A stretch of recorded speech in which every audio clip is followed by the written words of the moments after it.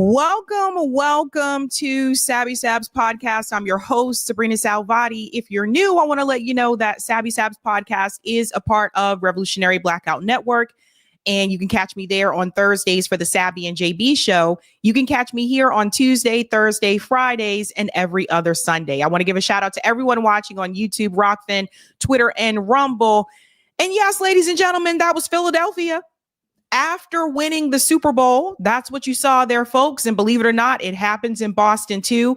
If I were to pick two cities that had die-hard, serious sports fans, and we can get a little crazy, it would be Boston and Philly. I'm not kidding. I wanted to show people. I wanted you to see it really does happen. So that happened in the streets of Philly. And I know some people are wondering, why would they do that if they won? Right? They actually grease the poles in Philly so that people won't climb up the poles. I'm not kidding. Not exaggerating at all. And Eric is correct. 2004 in Boston was nuts. Yeah, it happens here too. Again, we are not, I guess Philly and Boston again are not sports fans that you really want to mess with. So we have quite a bit to discuss tonight. We do want to give a congratulations to the Philadelphia Eagles. Obviously, I told you guys on Friday that I was going to be rooting for them because the Chiefs won the past 2 years in a row. So I felt like, let's give someone else a chance. Didn't expect it to be a blowout, though. Oh, my God. We'll get to that later when we get to the Kendrick Lamar story. But we have so much to discuss, ladies and gentlemen. Tonight's theme is the real story. And I want you to think about that when we get to all of these stories that we are going to discuss. I want to start off by giving shout outs to people in the chat, ladies and gentlemen. Shout out to GG. Hello, Sabby. Kanye is a grifter with ghostwriters. That's all. Oh, the Kanye story is interesting. Greetings, New York Varsity. What's up, Sabby? Would love for Piers Morgan to stop taking credit for his brother's military service. Enough. Interesting. Okay. What's up, Daves? President Trump's approval rating is not good for Democrats. If the Democratic Party wants to win big in 2026 and 2028, President Trump's second term must be 1,000 times worse than his first term. Daves, you are sounding the alarm. I have been sounding the alarm. And I think when people see those numbers tonight, because we do have comparisons, I think it is going to wake some people up. Will it wake up the Democratic Party leadership? No, they don't care. And you'll see when we get to the Hakeem Jeffries part. Shout out to Tim, though. A minor. They not like us. Let me stop. Kendrick was based and so many subliminal messages. Let's go. And Palestine is not for sale. You psycho Zionist fucks. Love you, Sabs, Eric, and chat. Yes, we are going to break down the messages that were displayed in Kendrick's halftime show. So I think if you were looking for a typical halftime show where you just want to be entertained, this was not going to be that show for you, because Kendrick used the Super Bowl stage to send a strong message. And I think some people didn't understand that, which he kind of alluded to in the very beginning, that some of you won't get this, but don't worry. That's why you got me. I'm going to break it down for you later, ladies and gentlemen. Do me a favor and make sure you answer that poll question. I'm curious to see what you thought about the halftime performance and how many of you actually saw it. We're going to give a shout out to Ari M, who just became a new member. Give Ari a big whoop whoop in the house. Shout out to Benny.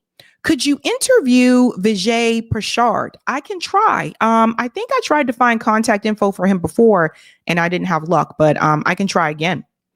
Brian, and Israel already dumping the ceasefire. No surprise in this time of America implementing greater Israel. Yeah, I think we predicted this, huh?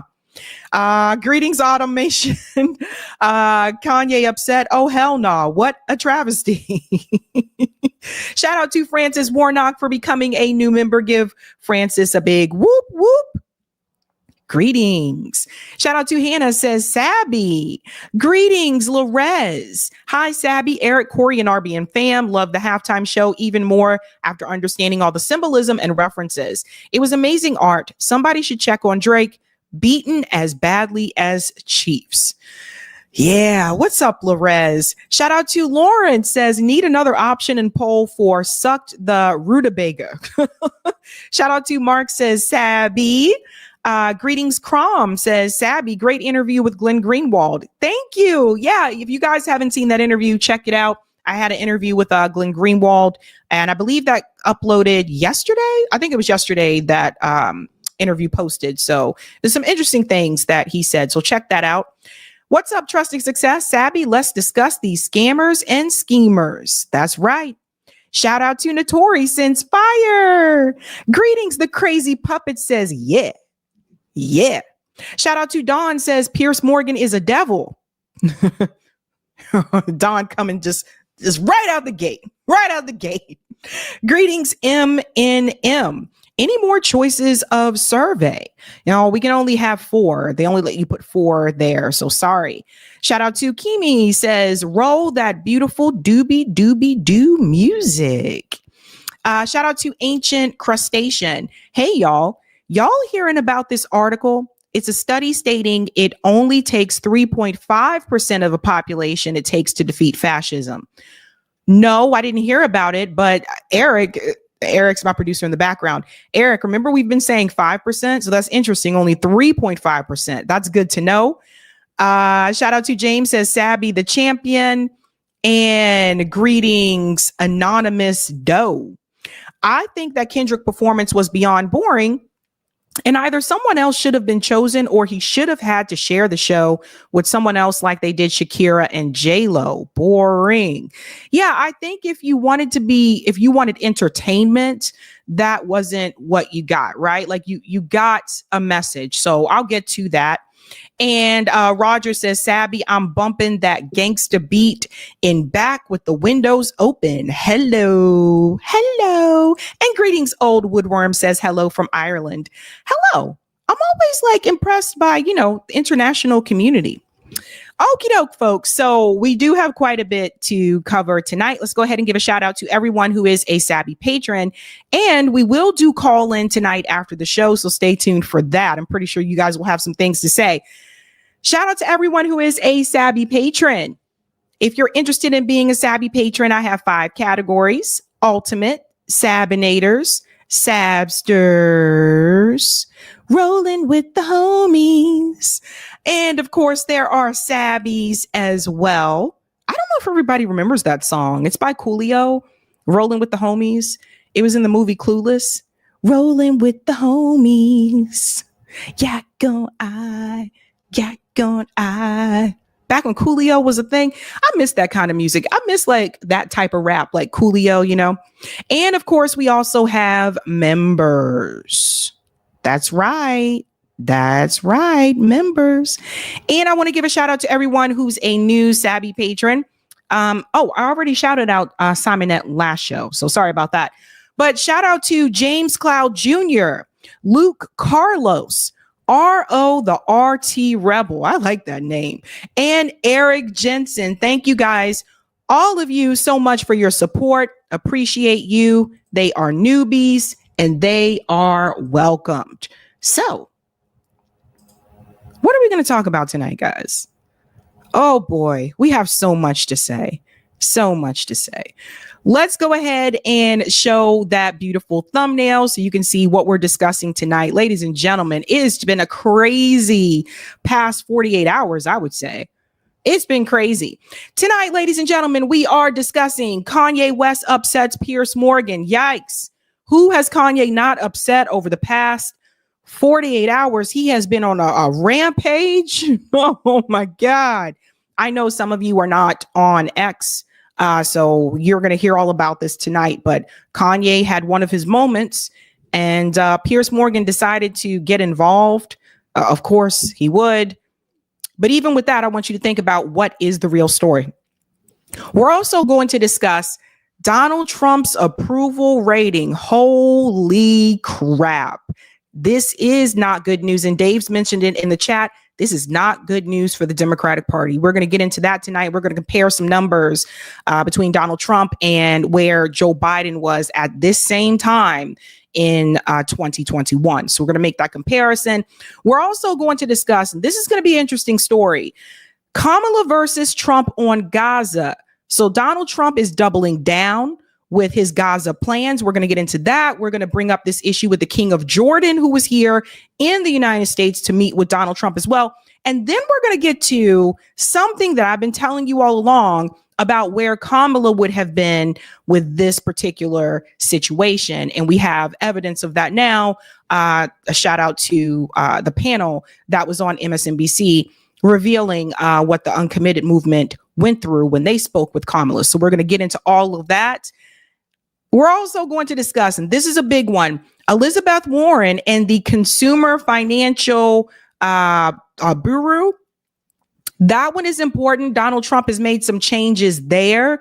And I want to dive into that and explain to you how you will be impacted, because you may think it's not going to affect you, but I can almost reassure you in some way it probably will. And I'll give you those examples. And I'm also going to tell you a solution to this, which Elizabeth Warren, even though, you know, the CFPB is her thing, she never really got to this solution, which I'm going to present to you tonight, which I think more people need to advocate for. And last but not least, we are going to discuss Kendrick Lamar's message during that halftime show, because he does have a message for people. And if you didn't understand what was going on there for the halftime show, I'm going to break that down for you tonight. So again, the theme is the real story. So when we discuss the news tonight, I want you to ask yourself this question: what is the real story? So always keep that in mind in the back of your head. Start us off right, ladies and gentlemen, by smashing that like button. Thank you. And if you're new, don't forget to like, sub, and share like a Care Bear. It's time to dive in. So we want to get started with the first story, ladies and gentlemen. So it appears that after the Super Bowl, Donald Trump did have an interview with Fox News. And of course, he was questioned about his plans for Gaza. Now, those of you who watch me for a long time, you know I'm 100% against displacement. I'm 100% against the U.S. government or Israel trying to take over this land. 100% against that. And I do not agree with Donald Trump and heavily denounce this, of course. But I want you to hear what he says here, because there's something that I was telling you all along, and Donald Trump, because again, he has no filter, he is going to say the quiet part out loud. Listen very closely. Build beautiful communities for the 1.9 million people. We'll build beautiful communities, safe communities. Could be 5, 6, could be 2, but we'll build safe communities a little bit away from where they are, where all of this danger is. In the meantime, I would own this. Think of it as a real estate development for the future. It would be a beautiful piece of land. Would the Palestinians have the right to return?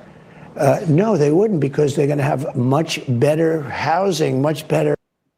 Let's go back. I want you to hear this again. Listen very closely.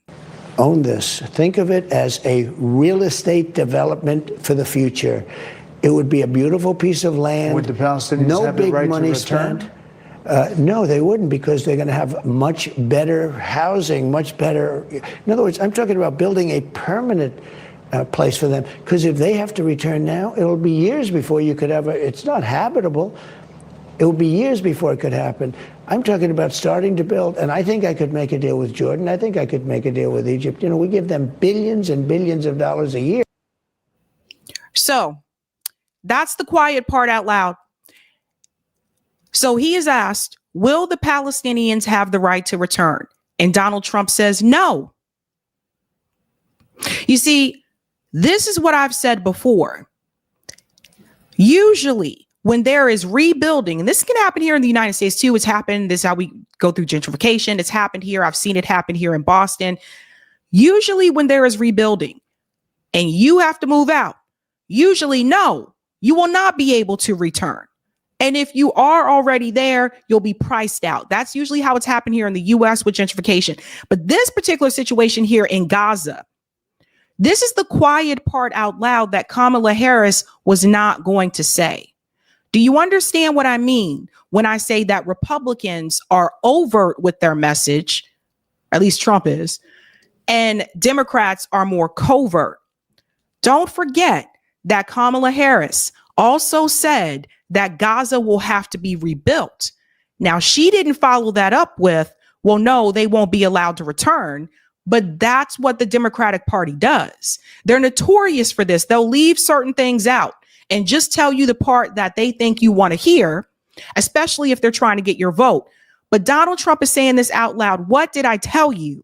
They would not be allowed to return. And that's exactly what Israel wants. Israel does not want them to return. Once the Palestinians enter Egypt or Jordan, they are not going to be allowed to return, because once they do rebuild, if this continues, if they do rebuild Gaza and turn it into this resort-like community that they want to create, they are not going to let the Palestinian people come back there and live. And they're going to use all different types of reasons. They're going to say they're all Hamas, so they can't come back, etc. This has happened time and time again, not just in Gaza and other countries as well. And I've been warning people about this. Now, I want to go on because now the king of Jordan made an appearance here in the United States. He sat down with Donald Trump, and the king of Jordan, you know, I got some things to say about you and the queen of Jordan. You guys are absolutely weak. Jordan and Egypt have an alliance with the United States. So everyone needs to understand this. People are like, why don't the other Arab nations do something about this? Because their allegiance is to the United States. Their allegiance is not to Gaza. It's not to the West Bank. It's with the United States. Now, they may speak out and say, we don't want the Palestinian people to be pushed out. The Queen of Jordan was on CNN last year talking about this. They may speak out, but what are they really doing about it? So keep that in mind. So the king of Jordan was here, and I want to show you that in just a second. Listen to what Donald Trump said here. Trump says the U.S. will take Gaza. So again, pay attention. Again, he's saying the quiet part out loud. Mr. President, you've said before that the U.S. would buy Gaza, and today you just said we're not going to buy Gaza. We're not going to have to buy. We're going to have Gaza. We don't have to buy. There's nothing to buy. We will have. There's nothing to buy. So he's telling you they're just going to take it. Gaza. What does that mean? No reason to buy. There is nothing to buy. It's Gaza. It's a war-torn area. We're going to take it. We're going to hold it. We're going to cherish it. We're going to get it going eventually, where a lot of jobs are going to be created for the people in the Middle East. It's going to be for the people in the Middle East, but I think it can be a diamond. It can be an absolute tremendous asset for the Middle East. And you're going to have peace. It's going to bring peace in the Middle East. Gaza, the way it is right now, every 10 years, you're going to have the same thing happening. I've watched it so long, all the death and destruction of Gaza. The civilization's been wiped out in Gaza. No, it's going to be a tremendous thing. It's fronting on the sea. It's going to be a great economic development job. It's going to put people to work, a lot of people to work. And those people are all going to be from the Middle East. Okay, it totally says even MAGA hates this. Yes, I'm going to show you some of the comments that have been made by people who supported Donald Trump. And that was the king of Jordan sitting there right next to him. And I want to bring in this clip here. I want you to hear the king of Jordan's response. Shout out to Dropsite News for capturing this clip here. Listen to what the king of Jordan, again, his name is King Abdullah. I want you to listen to what he says. Why should the king take in the Palestinian people? He's made clear he doesn't want to. Well, I don't know, but he may have just something to say, because we discussed just briefly. I think maybe you want to say it now, or? Well, Mr. President, I think we have to keep in mind that there is a plan from Egypt and the Arab countries. We're being invited by Mohammed bin Salman to discussions in Riyadh. I think the point is how do we make this work in a way that is good for everybody? Right. Obviously, we have to look at the best interests of the United States, of the people in the region, especially to my people of Jordan. And we're going to have some interesting discussions today. I think one of the things that we can do right away is take 2,000 children that are either cancer children or in a very ill state to Jordan as quickly as possible, and then wait for, I think, the Egyptians to present their plan on how we can work with the president to work on Gaza challenges. So does everybody see what's happening here? I think he has a twitch, B. I think he has a twitch. Does everybody see what's happening here with the King of Jordan? The King of Jordan said we have to look at the best interests for the United States, obviously our country, our people, and for the interests of the region. He doesn't say we have to look at the best interests for the Palestinians. Did everybody catch that? Again, he's just another puppet of the West.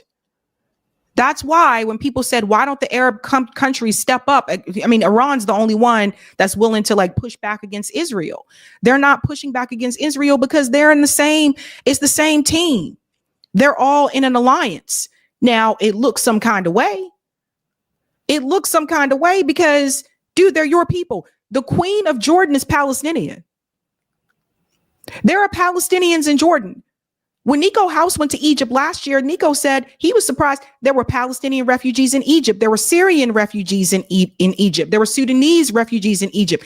There were already refugees there. And a lot of people are forgetting this. But under Biden's presidency, don't forget, Joe Biden was trying to say, Egypt, can you help? Can you help here? Or maybe you can help some kind of way. And I want people to understand it's really not on Egypt to fix the problems that have been caused by Israel and the United States.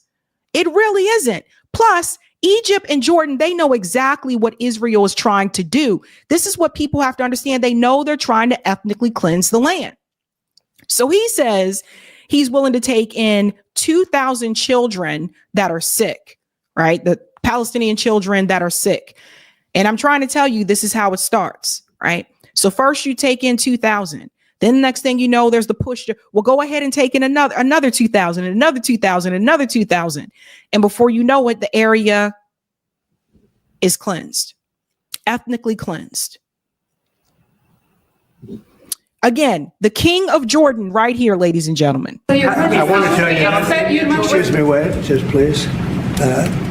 I didn't know that what you just said, 2,000 children with cancer or other problems. And that's really a beautiful gesture. That's really good, and we appreciate it.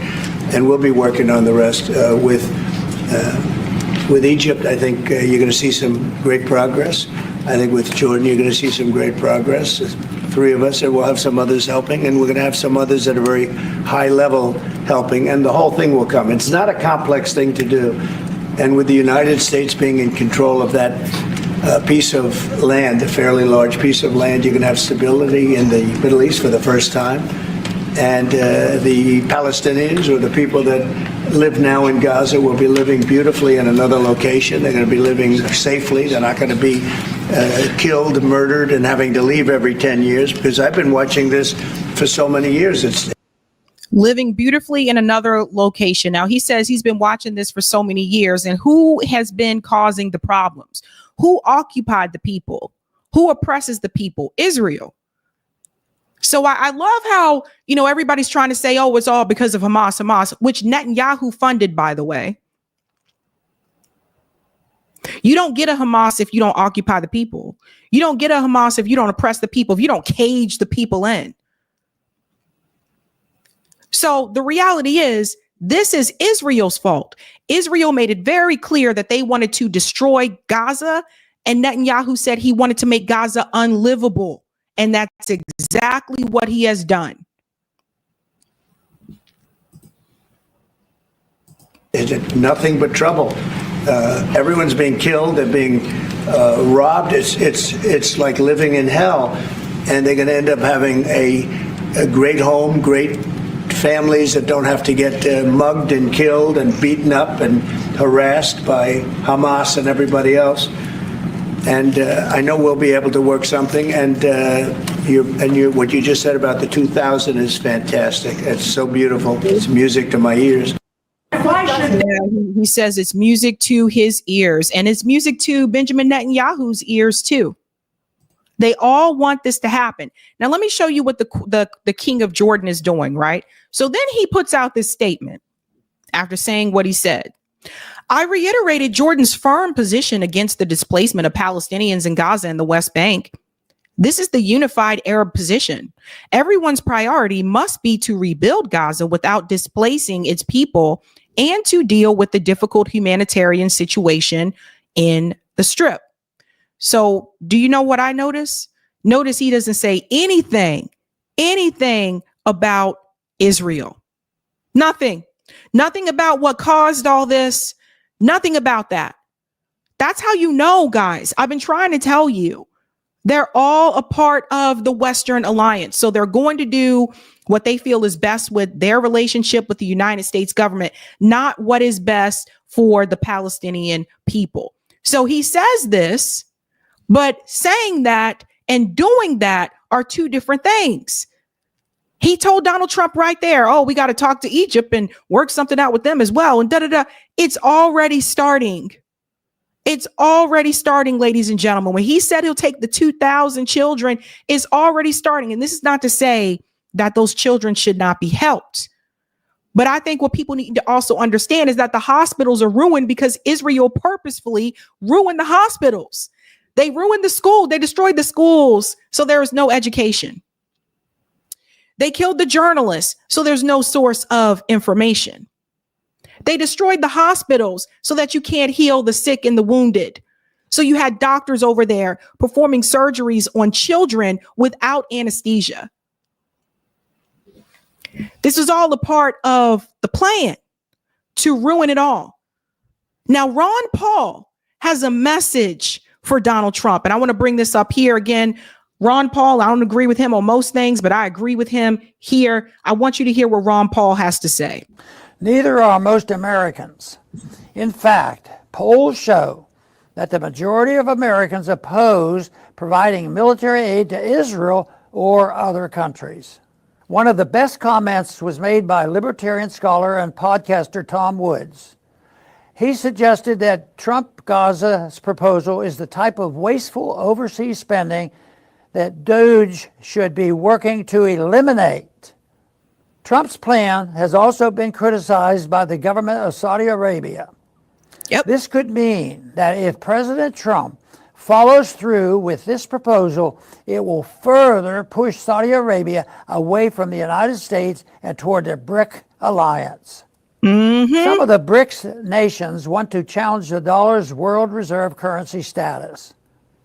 One of the foundations of the dollar's world reserve currency status is the petrodollar. This arose from the deal Henry Kissinger negotiated with Saudi Arabia, where the Saudis agreed to use dollars for oil trade in exchange for U.S. support for the Saudi regime. Recently, Saudi Arabia has given signs that it will be willing to use other currencies, such as the Chinese renminbi, for its oil trade. The loss of the dollar's world reserve currency status would cause a major U.S. economic crisis. It would force the government to make massive cuts in warfare and welfare spending and would lead to violence and a government crackdown on our liberty. U.S. ownership of Gaza, accompanied by forcible relocation of Palestinians, would cause increased resentment of the United States. This increased resentment of the United States. And I want to comment, I'm trying to give people a big warning here. There are already a number of countries that are not too fond with us because of our intervention in their countries and because of us destroying their countries and stealing their resources. If this goes through, I think we will see a resentment towards the United States like no other, because the world is against it. All of this for one little state called Israel. And this piece here about Saudi Arabia is so important. I warned you guys over a year ago that Saudi Arabia is being a fair weather friend, and they have the right to do that. Saudi Arabia has other friends. They have China, they have Russia, they have met with BRICS, they've entertained it, they're open to it. Saudi Arabia has made it very clear, I don't have to just stick with you, US. I don't have to stick with you, the United States. You see, I got friends over there too. So if things don't work out or you rub me the wrong way, I got China and Russia too, and I can just bond with them and move away from your currency as well. So the fact that Saudi Arabia is also not keen on this, that is not a good sign. What we are ideally doing is we are pushing, not just, of course, displacing the Palestinian people, but we are also pushing other countries further and further away from us and closer to BRICS, plus closer and closer to de-dollarization. And that won't be good for any of us. You may look at this and think it's just foreign policy. It doesn't have anything to do with me. But if these countries move away from the US dollar will lose its value, and that will affect us right here at home. We need to really try to make up with these people. This could result in increased terror attacks against the U.S. Even if a long-term U.S. occupation of Gaza went 100% according to plan, the U.S. government, which has an over $36 trillion and growing debt, cannot afford another open-ended overseas military commitment. Instead, President Trump should follow through on his campaign rhetoric about withdrawing from unnecessary military commitments. This, not tariffs, will help make America more competitive on the international economy. The best thing the United States can do to rebuild Gaza and promote peace in the Middle East is to stop funding Israel's occupation and blockade of Gaza. Instead, the U.S. should work toward peaceful relations backed by free trade with Israel and its neighbors. Thank you, Ron Paul, for that message there. The U.S. has to stop funding Israel. And I've been saying it for quite some time. We need to get our hands out of this. Benjamin Netanyahu has already broken the ceasefire that was supposed to happen for this week. So even though, and I want everyone to pay attention to this, even though Trump is saying, well, yeah, let's just move them out, and rebuild, Netanyahu is already saying nope to the ceasefire, which means they're already sending in Israeli troops to come in and kill again. And this is the reality, folks. They want these people gone. They're trying to kill. They want them gone. And I've said that from day one. No one should allow this. Now, the question that people continue to bring up is, oh, well, Kamala Harris would have been different. Would she? I never agreed with that. I told you, Donald Trump says the quiet part out loud, and Democrats kind of, keep things hush that they know is inevitable. Kamala Harris would have adopted the same issue that Donald Trump has right now. And some argue we still wouldn't have had a ceasefire. So there's that as well. Some argue that Israel would still be bombing right now today if Kamala Harris had won. But you also have to remember that Kamala Harris, like Donald Trump, wasn't pro-Palestinian. She's pro-Israel. She made this very clear herself and said that she always wanted to fight for Israel and became pro-Israel ever since she was a kid. Listen to this panel here on MSNBC. They discussed that very issue. And I want you to hear what is said about the uncommitted movement and Kamala Harris if she were in this situation. Listen to this. Kicking us off this hour, are Waleed Shahid, Democratic strategist and former spokesperson for Justice Democrats, Julissa Arce, author of My Underground American Dream, and Francesca Fiorentini, comedian and co-host of the America Unhinged podcast. It's great to have the three of you with us. Waleed, I'll start with you. And for these wondering about the seriousness of the plan to remove Palestinians from Gaza, Israel's defense minister, Israel Katz, said on Thursday that the military is coming up with a plan for what they're calling a voluntary exit of Palestinians from Gaza. And obviously, for anyone who has followed this story, this is seen as deeply cynical because of a sudden, you've got the Israelis who have been blockading and besieging Gaza for almost 18 years, now suddenly saying they're willing to open the border to allow people to leave. Yeah, I mean, one of the things that the American political establishment now has to acknowledge is that Gaza is unlivable, is inhabitable. And this was caused, the thing that they won't say is that this was caused by a Democratic administration under President Biden who sent the bombs to Netanyahu to level Gaza. And one thing I want to make clear to draw out what you were saying is that in October, the Uncommitted National Movement had a series of conversations with leaders in pretty senior levels of the Democratic Party, former White House officials, about what our strategy should be if Kamala Harris were to win the election. And, you know, I am someone who believes Kamala Harris would have been a better president than Donald Trump. And one of the things that these weren't progressive left-wing leftist Democrats, these were members of the foreign policy establishment in the party. And what they were telling us was that Vice President Harris, come January 2025, would inherit a refugee crisis bubbling in Gaza, in which Israel would be pressuring Egypt and Jordan to take in Palestinian refugees.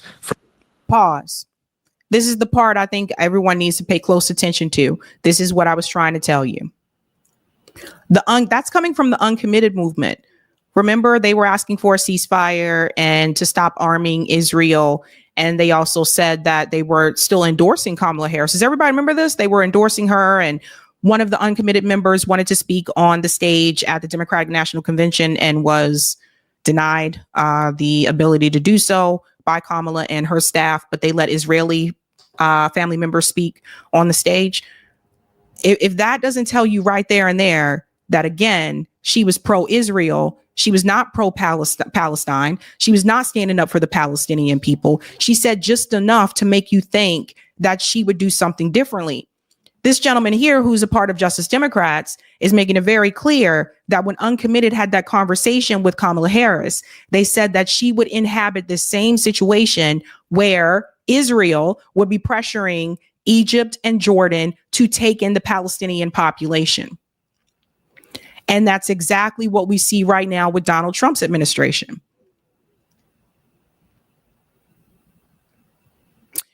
Do we think that Kamala Harris would go against Israel? No. Hell, she even told you so herself. She would never deny weapons to Israel. So what would Kamala Harris have done? I think Kamala Harris would have bent the knee to Benjamin Netanyahu.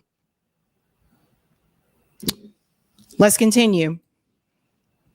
From Gaza, because Gaza was essentially unlivable. It had been destroyed by U.S. bombs, and that it was in Israel's interest to expel as many Palestinians as possible. And what they were telling uncommitted leaders were that what is Kamala Harris going to do in January, February 2025? What political capital is she going to spend to push back on Israel's plan to begin to push Palestinians in Gaza into Egypt and Jordan? And so this wasn't just something that was going to happen if Trump was president. This was the exact same scenario or similar scenario that Vice President Harris would have inherited if she were to become president. And there's no way to tell what she would have done. I think people who are commenting about this, that somehow Vice President Harris or President Harris would have been someone fighting for Palestinian freedom. We don't have the evidence for that. And the scenarios would have looked very similar. And I doubt, given what I know now about the campaign, how much Vice President or President Harris in this example, in this analogy, would have pushed back on Netanyahu. And I think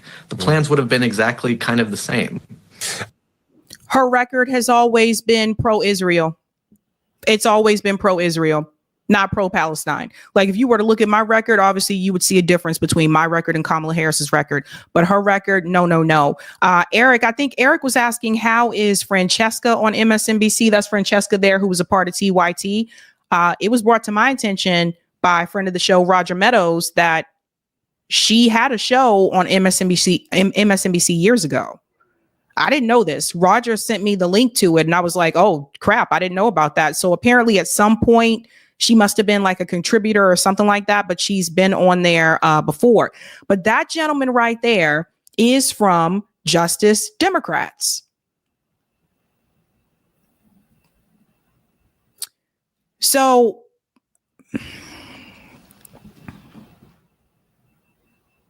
the question I think a lot of us have is, how do some of, Donald Trump supporters feel about this? And I've seen a number of messages on X, and I want to show you one of them. This is from Sean Strickland. I believe he's an MMA fighter, like our comrade Nick. He said, man, if Trump keeps this BS up, I'm about to start waving a Palestinian flag. American cities are shitholes and you want to go spend billions on this dumpster fire. He's talking about Gaza. Did we make a mistake? Question mark. This ain't America first. So with this particular gentleman, it's not so much that he's advocating for the Palestinian people, but I guess his anger and frustration is the fact that this is not America first.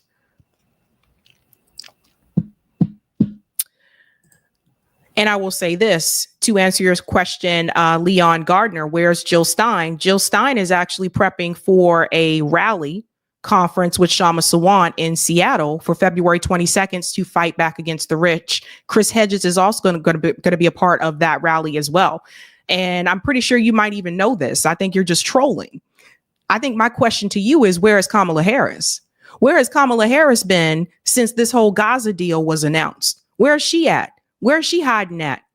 Is she hosting any type of event or rally to fight back against the rich? No, because she's in bed with them, just like the rest of them. Hope that answers your question. This is where we're at, folks. This is where we're at now. So I'm asking you to ask yourself, again, what is the real story? The real story here is that Israel has a goal and has a mission, and their goal is to expand the state of Israel. Their goal is to have a greater Israel, which Benjamin Netanyahu laid out in front of Congress and got a standing ovation for. He made it very clear to you that he considered Gaza and the West Bank to be a problem to that vision that they wanted. He also mentioned parts of Syria and Lebanon as well, because this isn't going to stop just with Gaza and the West Bank. This is about expanding the Zionist project. It is a colonial project, and it is the final phase of colonialism that we have in the world. And after so many people rose up in the streets across the world, you can see that vehemently the world is against this. But this one little state gets so much say, even if it means genocide. And I don't know if everybody noticed, but Donald Trump let it slip what the real death toll numbers are. 500,000. 500,000 people. And I told you they were purposefully underreporting the numbers. 500,000 people. They did that on purpose because if they told you the truth, they would have to admit, oh yeah, they really are trying to kill all of these people. We have a problem here, folks. And the problem is both of these parties are pro-Israel, even if some of the members of the parties may not be. So ask yourself, for those of you who did support Donald Trump, is he really putting America first at this point? Let's go to some of the comments in the chat. Sunshine said, I told you it was 500K. Yeah. Yep.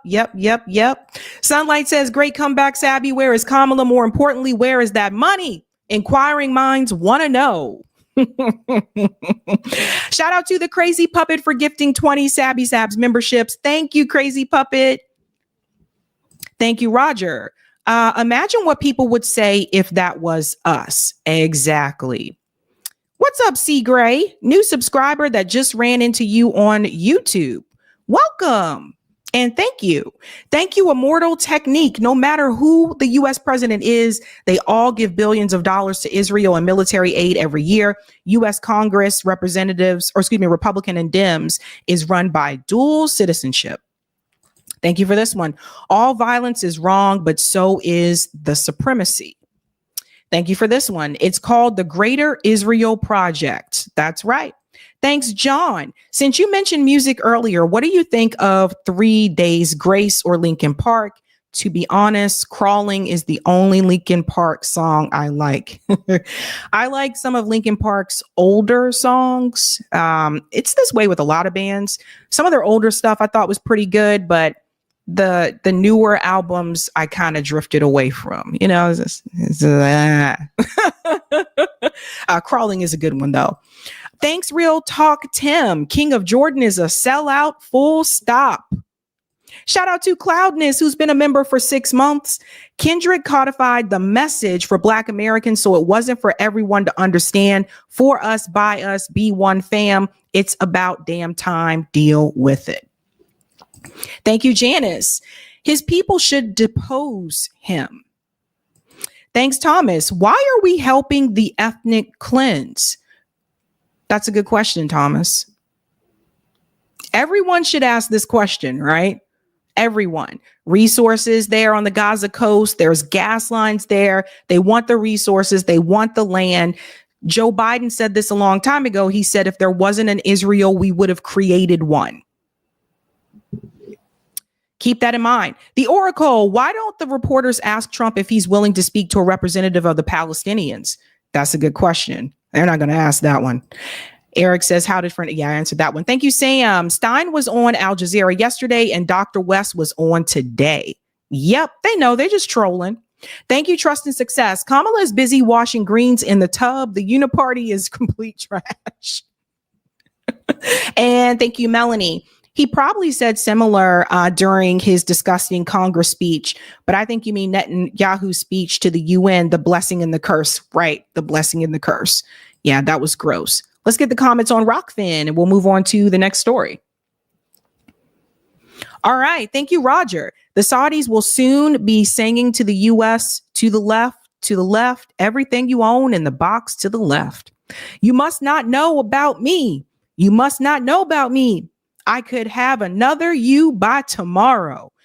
So don't you ever for a second get to thinking you're irreplaceable. That is 100%. That's a good song as a reference there, but that is 100%. Also regarding where is Stein at or where is the politician at when the question should be, what am I doing? Oh, ouch. Hot like fire. All right, guys, we're moving on to the next story here. Again, the theme tonight is the real story. And I think you're going to see that with this one as well. So another situation that we have going on right now is this issue with the CFPB, which is something that Elizabeth Warren started. We're going to break down like why this is important. And we're also going to talk about what the real story is here, that I think that they never really got to the core solution. And what are Democrats going to do about this? Because right now we want to bring this in. Thank you, Professor Zinkus. Hakeem Jeffrey says Democrats have no power. He's lying. If Democrats wanted to today, they could hold a press conference and say that they will filibuster every single piece of legislation that goes through Congress until Donald Trump tells Doge to stop what he's doing. And I'm so glad that Professor Zinkus said this. Republicans only have 3-seat majority in the Senate. It's not enough to break a filibuster. So if Dems were really serious about being an opposition party, they would vow to stop Trump's legislative agenda in its tracks, but they won't. And that is 100% true. We also have to acknowledge the fact that when Democrats have the House and the Senate, they don't choose to be proactive. They sit on their ass. They wait until they lose majority. And then they say, oh, God, we need to do something when they know that they can't. I said the same thing about the gentleman who was saying we're going to impeach Trump for what he's doing to the Palestinians in Gaza. Meanwhile, that representative was completely silent while Kamala and Biden were aiding and abetting a genocide in Gaza. He knows that you can't impeach Trump right now. They don't have a majority. It's absolute theater. Now, this particular situation that we're running ourselves into right now, this is the approval rating. Oh, sorry, guys. Wrong story here. We're going to approval rating. Sorry about that. The approval rating. So when we go back to what Professor Zinkus just said, when he said that Hakeem Jeffrey say that Democrats have no power. So I told you when they do have it, they sit on their ass. So I think what you need to see is this. Trump gets a high approval rating for his first weeks. The new CBS poll finds, I want to show you this piece here. It's really interesting. It says a CBS News YouGov poll found that 53% of U.S. adults approved of Trump's overall job in office so far. That is 53%. obviously higher than where he was in 2016 during his first term. This is a strong message that is sent to the Democratic Party, because I don't know how and I'm going to break down why his approval rating has increased, why people are happy with Donald Trump as president right now. Now, again, when we get to the Gaza situation, you're going to see a different result. But overall, his approval rating is increasing. I don't make up these numbers. I don't make up these numbers at all. And I want to show you a comparison. If we go back and we look at Joe Biden's approval rating in 2020, so his first year as president, this same time, I want to show you what his approval was. So Biden and Trump, February 2021, right? So we're going back to that same month, first year. Biden's approval rating at that time was 49%. 49%. First year. Now, 35% disapproved, 16% were unsure. Right now, Donald Trump is at 53%. Same time, first year of the term, and Joe Biden came in after he beat Donald Trump, not only with the Electoral College, but also with the popular vote. And that was his approval rating.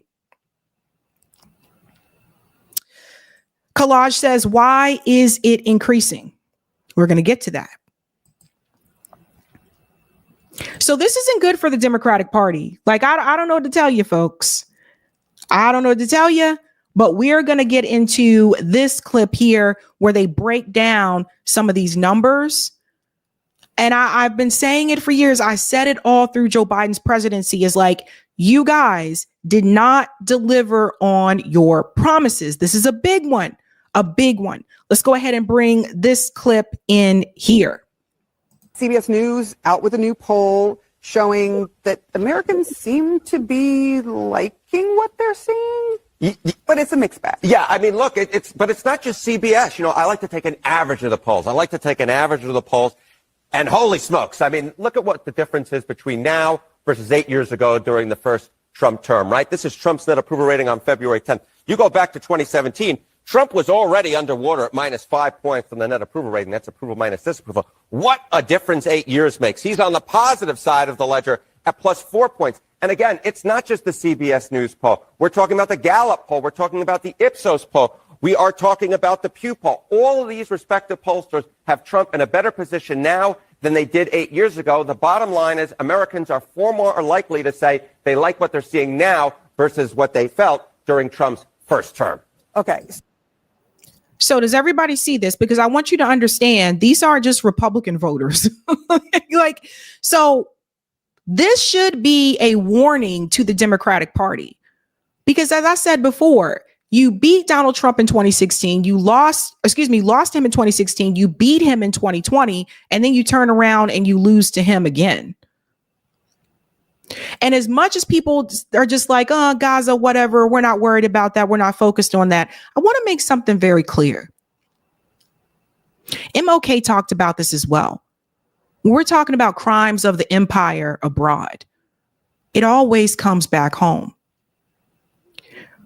When Kamala Harris could not distance herself from Joe Biden on policy, not just with Gaza, but other things as well, she basically gave a silent nod to the people to let them think that genocide was okay.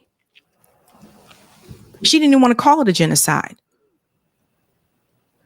So when she didn't do that, when she didn't differentiate between herself on this issue and Biden on this issue, one of the things she could have done was call it a genocide.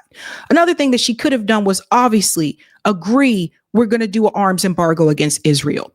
Wouldn't do it again because, like I said, she's also funded by AIPAC, just like Donald Trump, and she's pro-Israel. The message that Kamala Harris sent was that, well, hell, I guess that's okay. When you don't let the people know that what happened to those people was wrong and that it was an attempt of ethnic cleansing, you basically give the green light for them to accept anything. And so what happened is that some people shifted all the way over to the right towards Donald Trump. I didn't vote for Trump or Kamala. But they made that shift. They said, well, F this. You guys committed the genocide. I'm going all the way over. And I know people who did this personally. So you gave the okay. And so now people see Donald Trump in office, and a lot of people are still heavily against what he's trying to do in Gaza. But even those people have come back to me and said, but he didn't commit the genocide. And then you look at all the orders that he's signing. The crimes of the empire always come back home. MLK made this very clear during the Vietnam War that no, LBJ, you should not vote for LBJ because of the crimes in Vietnam. Now that pressure, eventually, I would like to think it was that pressure, because eventually LBJ said, yeah, I'm not going to run for re-election. And who won? Nixon. See how people shifted all the way? So we're seeing a repeat of that. Let's continue on. So how rare is this? Are you going to show us sort of where we're at now and how rare it is at this number? Yeah, so I want you to take a look at this plus sign, right? Compare that to the negative sign. Being on the plus side of the ledger, right? In positive net approval territory, a positive net approval rating for Donald Trump. Again, whoa. Entire first term, just 11 days, Donald Trump had a net positive approval rating. Compare that to the second term, just so far, every single day of Trump's second term so far, he has been on the positive side of the ledger. 21 days, all 3 weeks. That's already 10 more days than he was in his entire first term. So again, this is just another sign that Americans are far more likely to like what they're seeing in his second term than they were during his first term. Let's pause here for a second. Wiz says that's a great point. Another thing I want to bring up here as well. Again, the look on her face is interesting. You should have seen the way that she looked at the camera. The look on her face is like, oh my God, what is happening here? Right. But again, like I said, like I explained to people, you had to really put your foot down about a humanitarian issue. And she couldn't even do that, or she wouldn't even do that. Right. So what you're seeing, what Harry is showing here, there's no way. If Donald Trump was as bad as a president as they said that he was in his first term, there is no way he should have been reelected. He should have won another election. And there's no way he should have the approval rating that he has. So what does that tell you about the Democratic Party? How bad could you have been? We're about to see. He also won the popular vote in his second term, so it stands to reason that there would be more people that would approve of some of what he's doing. Is there something that Americans say about why it is that they like him now more than they did back in the first term? You know, I think one of the things that's so important for politicians is for folks to believe what they're saying and that they're keeping their campaign promises. So I think this gives you a pretty gosh darn good idea of what may be going on. Trump's doing what he promised to do. You go back to April of 2017, it was just 46% of all Americans who said that Trump was doing what he promised to do. Compare that now to February of 2025. You know, there was a good show that was on during the 1990s called A Different World. That is what's going on right now. We're living in a different world. 70% of Americans say Trump is doing what he promised to do. Again, compare that to April of 2017 when it's just 46%. When Americans are 24 points more likely to say that you're doing what you promised to do, it's no wonder that your net approval rating is much more likely to be on the positive side of the ledger than on the negative side. And so far, what we're seeing, again, is Americans, 21 days so far, versus just 11 days during his entire first term that Trump has a positive net approval rating. Quite a different world. Yes, it is quite a different world. And I want to point out to people that 70% that said they are giving him approve of his job right now because he did what he said he was going to do. That also is a nail in the coffin for the Democratic Party, particularly the Biden and Kamala administration, because they didn't do what they said that they were going to do. Anytime you see Donald Trump sit down there and just sign executive order after executive order, he did what his base wanted him to do, at least for the most part. Right? Biden and Kamala didn't do that. Don't forget, one of the things that Joe Biden, pushed was that $15 minimum wage. Of course, that did not happen. Joe Biden could have sat down and could have done executive order, the same way that Donald Trump did. He did some executive orders, but Donald Trump sat down and wrote executive orders for exactly what his base demanded of him. Biden did not. Obama did not. I mean, I don't even think, I look back on it and I'm like, Joe Biden said that he was going to expand Obamacare. Did that happen? A lot of us were asking for universal health care, but that mofo didn't even expand Obamacare, which he said he was going to do. What are you talking about? What about when Joe Biden met with civil rights leaders and he told them now is not the time? So Democrats have no one to blame but themselves. It's not on us.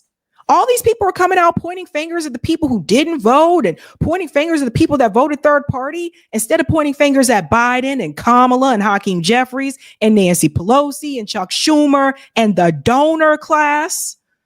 They're pointing fingers at the voters. That does not work out well for you, by the way. Blaming the voters is not a good strategy. Because what I'd be willing to argue is that if you keep pointing your fingers at people, you think they're going to come out and support you next time, people are actually more likely to stay at home. Now, when we look at some of these numbers, I want to bring this up here from this poll, because I do think this is interesting. And again, Harry took like an average there. You can see this here. They described Donald Trump as, most people said, tough and energetic, focused, effective. We can go down here. The campaign promises, there it is right there, 70%. What he promised in the campaign, 30% said different. Job rating, that's the 53% that we talked about, and 47% disapprove. Here's a big one that Democrats really didn't want to deal with, right? Trump's administration program to deport immigrants illegally in the U.S., 59% say they approved. So again, he did what they wanted him to do. This is another one I think the Democrats really, I don't want to say messed up, but they just did not pay attention, right? That when you had Democrat mayors and governors reaching out to the Biden-Harris administration saying that we need help because we have run out of emergency shelters. And before anyone point their finger at me, I live in Massachusetts. My governor and my former mayor were the people that they were some of the people that reached out, and they said they got no response from the Biden-Harris team for help. And now Mayor Wu is about to go testify in front of Congress about this very same situation. They didn't listen to them. They didn't listen to Black people that lived in those cities that said, whoa, we don't have enough resources here. What are you guys doing? They didn't listen. Democrats just look the other way. Here's another one. Sending U.S. troops to the U.S.-Mexico border. I'm actually surprised by this one. 64% approve of that. Right? So they approve of sending the military at the border. There's the immigration one. And don't forget, Kamala tried to run to the right on the border. And I think that confused some people too. They were just kind of like, tried to run to the right on the border when she was the one that was in charge of the border when she was in office. She was assigned to the border. So she didn't try to fix those issues then. Large detention centers while determining who should be deported. 48% favor, 52% opposed to that. Most people are opposed to that. I don't agree with these detention centers. I don't agree that people should be sent to Guantanamo Bay. Guantanamo Bay is a hellhole. And this is a big one. So I said, you'll see a difference when we get to Israel and Gaza. Trump's handling of the Israel-Hamas conflict draws overall positive marks, driven largely by support from Republicans on this issue. Trump's handling of it, 54% approve, 46% disapprove. So they said most of the people responding to this question who approve of his handling are Republicans. So keep that in mind. And this is where it gets a little tricky. The U.S. trying to take over Gaza would be only 13% say it's a good idea. 47% say it's a bad idea. And 40% said not sure, it depends. So this is something where Donald Trump, I think there does seem to be a little bit of a divide here with his base over this issue. The U.S. trying to take over Gaza. And this is one of those things where I said, again, like, I don't know, this could be something that pushes some Trump supporters in a different direction. Or maybe they might be like, oh, well, hell no. What the hell is this? You know, and I've seen some people complaining like on X, but this is an interesting one that Trump really should look at, which is that the majority, it seems like, are not in support of the U.S. trying to take over Gaza. So those are some of the situations there. And this is where we're at, ladies and gentlemen. Like I said, again, there's no way in hell that Donald Trump should have the approval rating that he has, but he does because the Democrats were so bad. And one thing I will say is that one thing that Trump showed us this election term is just how much the president can actually do. How he can just sit there and do executive order, executive order, executive order. Biden could have done the same thing. Trump is implementing some type of transformative change. It's not in the direction that I want. I would like to see him cut that Pentagon budget. So I'm still waiting to see if that will happen. But most of these executive orders that he's doing, I don't agree with. But the problem is that the Democrats didn't want any transformative change. That's why they don't do as much. That's why Biden didn't have as many executive orders. They don't really want that much to change. The Democratic Party would rather lose to the Republican Party than to give way to the progressive, what's left of the progressive wing of the party. Crazy times, folks. I'm telling you, it's crazy out here in the streets. But the real story, what is the real story here? The real story here is that the Democratic Party allowed this to happen. The Democratic Party made it so that Trump would have a high approval rating. Because if they would have been more aggressive with their executive orders, if they would have done more for working class people, things would be probably differently. If they didn't have the genocide, probably would have won. If it wasn't for the genocide and they would have done more for the working class people, they probably would have won re-election. But I mean, Kamala Harris, when you can't even distance yourself from Biden when regards to a genocide, what did you expect to happen? Crazy times, folks. I'm telling you, crazies. Let's go to some of the comments here in the chat. Thank you, James. Revolution is coming, even if it's beyond politics. I'm telling you, I give it another 5 to 10 years. Another 5 to 10 years. Thank you, John. When the anti-Israel MAGA pundits flip back to pro-Israel when the ceasefire officially ends, will they use Hamas violated the agreement as an excuse to flip back? Good question. I don't know. I think some people on that side, I think based on what I've seen, it seems like they're getting tired of it, of all of this. Shout out to One Love All In, who just became a new member. Give One Love a big whoop whoop. Hello. And Garrison, why isn't this 500,000 figure all over the news? I didn't watch the whole press conference, just clips, because they don't want people to know about it. That's why. The Oracle says Democrats have no power that they're willing to use and risk getting in the crosshairs of the donor class. This is so true.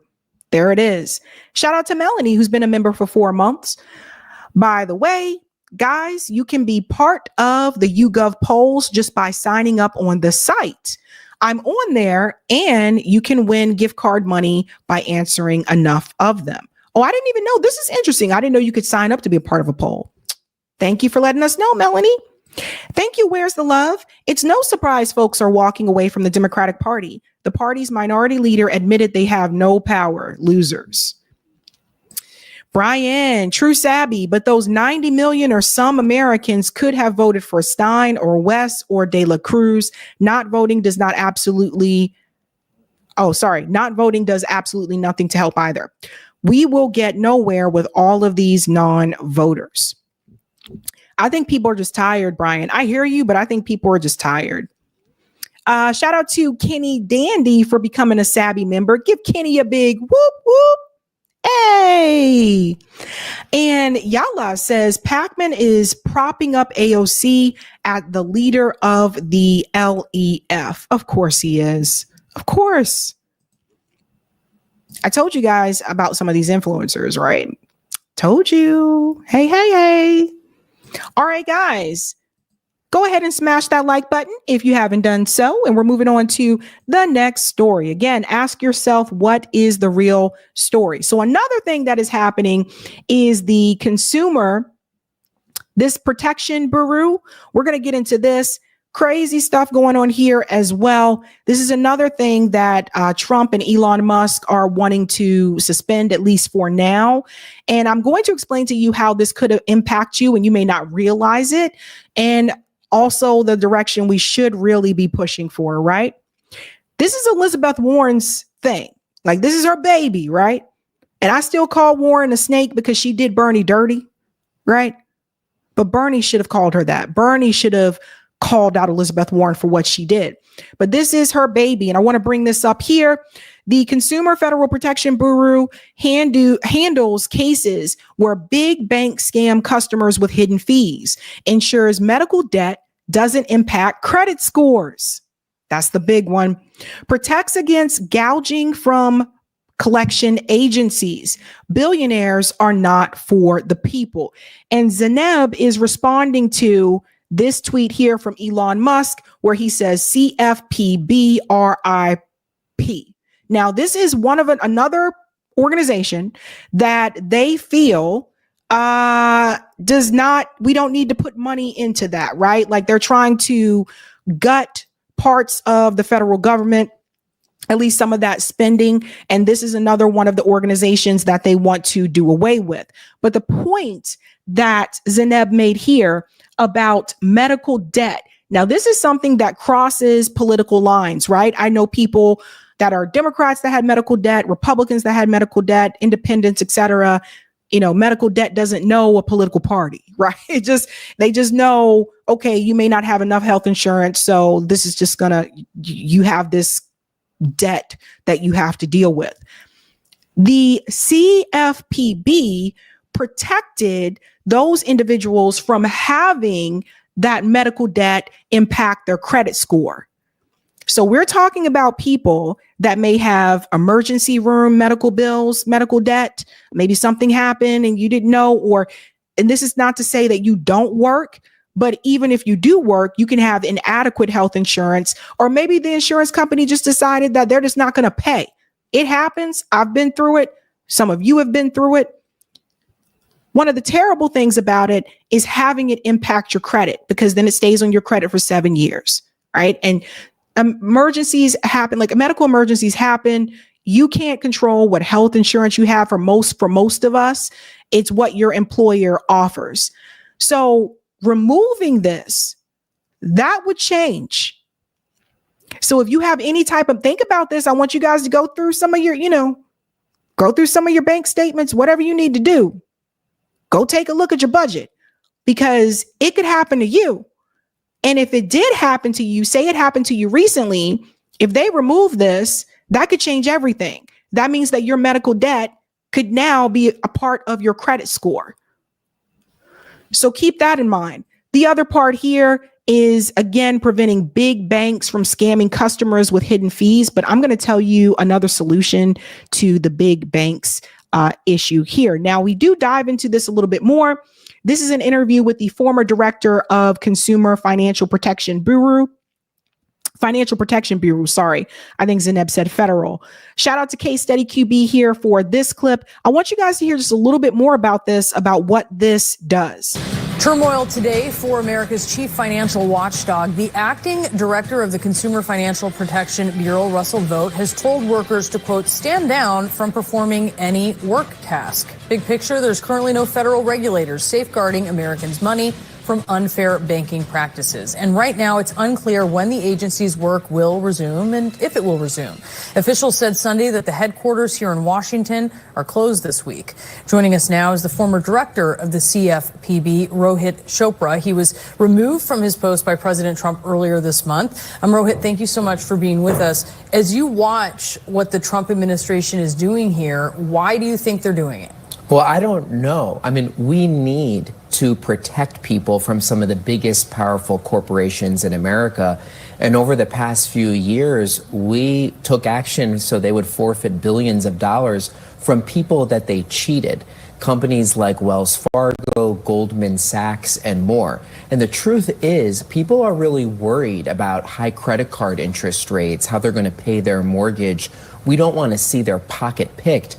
And by telling people the investigations are over, no more oversight, it just feels like a free pass to some of these big corporations to do whatever they please. There are partisan differences historically, and CFPB is pretty new, but there are differences of what CFPB's role should be, opinions on the agency. Why is this different than just that? Well, you know, I would say that there isn't so much partisan difference when you look at the actual work, medical bills, junk fees, protecting our personal data.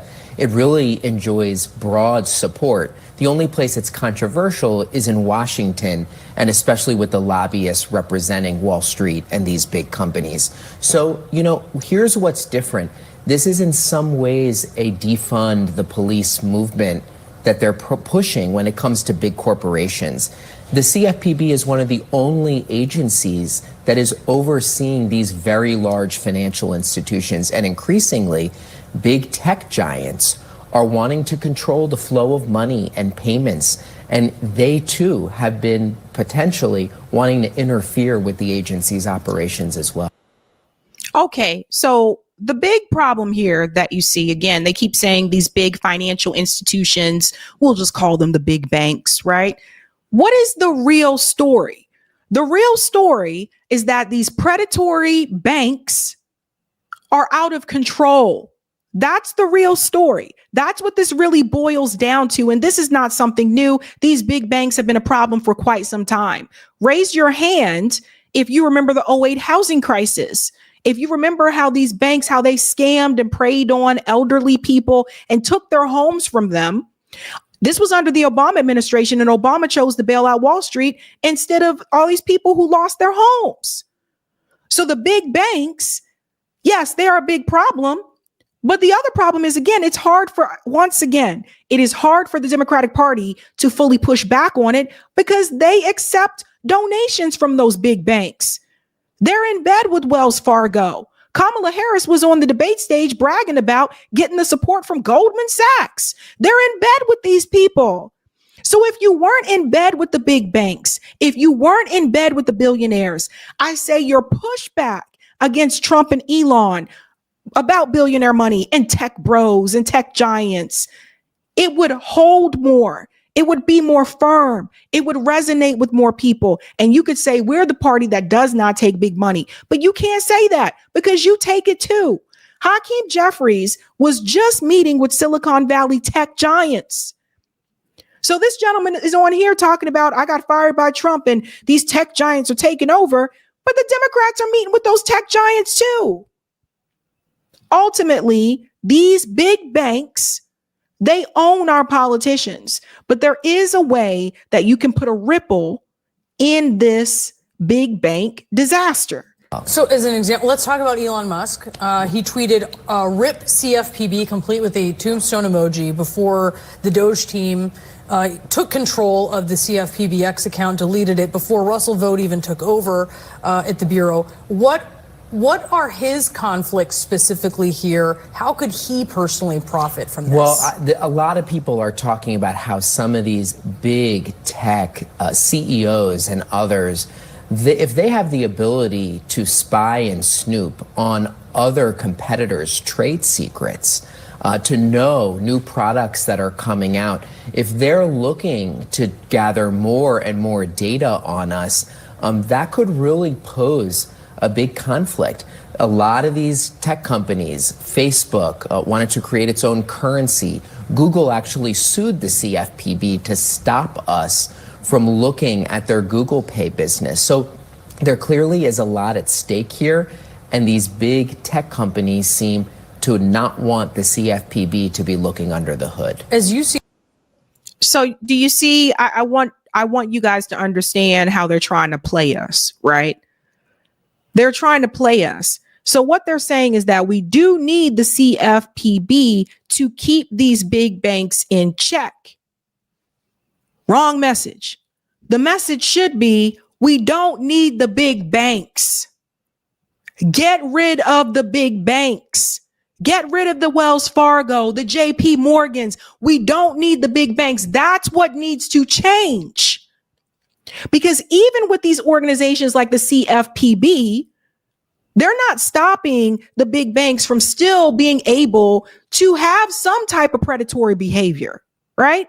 The big banks are still controlling things. Why do you guys think some of the smaller banks fail? If you look at the history of JP Morgan, the JP Morgan, you'll find out that the reason why that bank became so big is because he bought up all those smaller banks. When those smaller banks went under, he was just like, I'll take it, I'll take it, I'll take it, I'll take it, I'll take it. And that's how JP Morgan was able to grow. I don't see them any different than I see billionaires. I don't. The big banks are a problem. The fact that you need to even have an organization in place so that you can keep them in check, that tells you they're predatory. That tells you they're not doing the right thing. We need to talk more and more about this.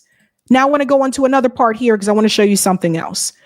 So, of course, as I said, this is Elizabeth Warren's big thing, right? This is her baby, her crown jewel. So, of course, when this news broke, Elizabeth Warren decided to hold a rally. Like I said, she's very active during the time when Republicans are in office. You know, where was this same rally when she was confronted at a restaurant and people were asking her not to support the genocide? This is how you know this is the game. When Republicans are in office, all of a sudden Democrats really want to, we got to fight. We got to do this, knowing they can't do anything because they don't have majority in the House or in the Senate. So I'm very familiar with Elizabeth Warren, very familiar. For those who are new, I'm here in the Boston area in Massachusetts. Elizabeth Warren is here. Yes, she is my senator, and I'm very familiar with the game that she plays as well. So now she's out here chanting, no, no, no, hands off our CFPB, right? Watch this.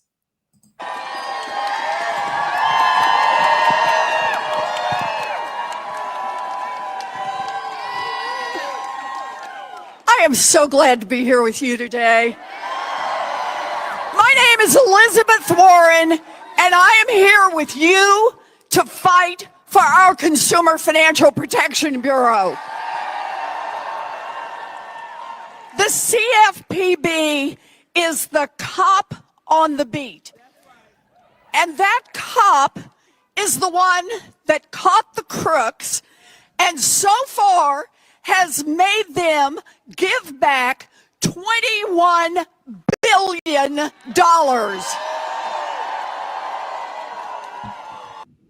Yeah, true. But give back the $21 billion. But my question is, why were they allowed to take it? Why were they able to take it in the first place? Corruption at its core. Let's continue with her. That cop is the one that put that $21 billion right back into the hands of the American people who got cheated. That cop is the one who has worked day by day to get your money back when some slime ball decided they could cheat you and there wouldn't be anything you can do about it. Now, the CFPB is the little agency that has fought for us, and we are here today to fight for the CFPB. Let's give a huge cheer for the CFPB.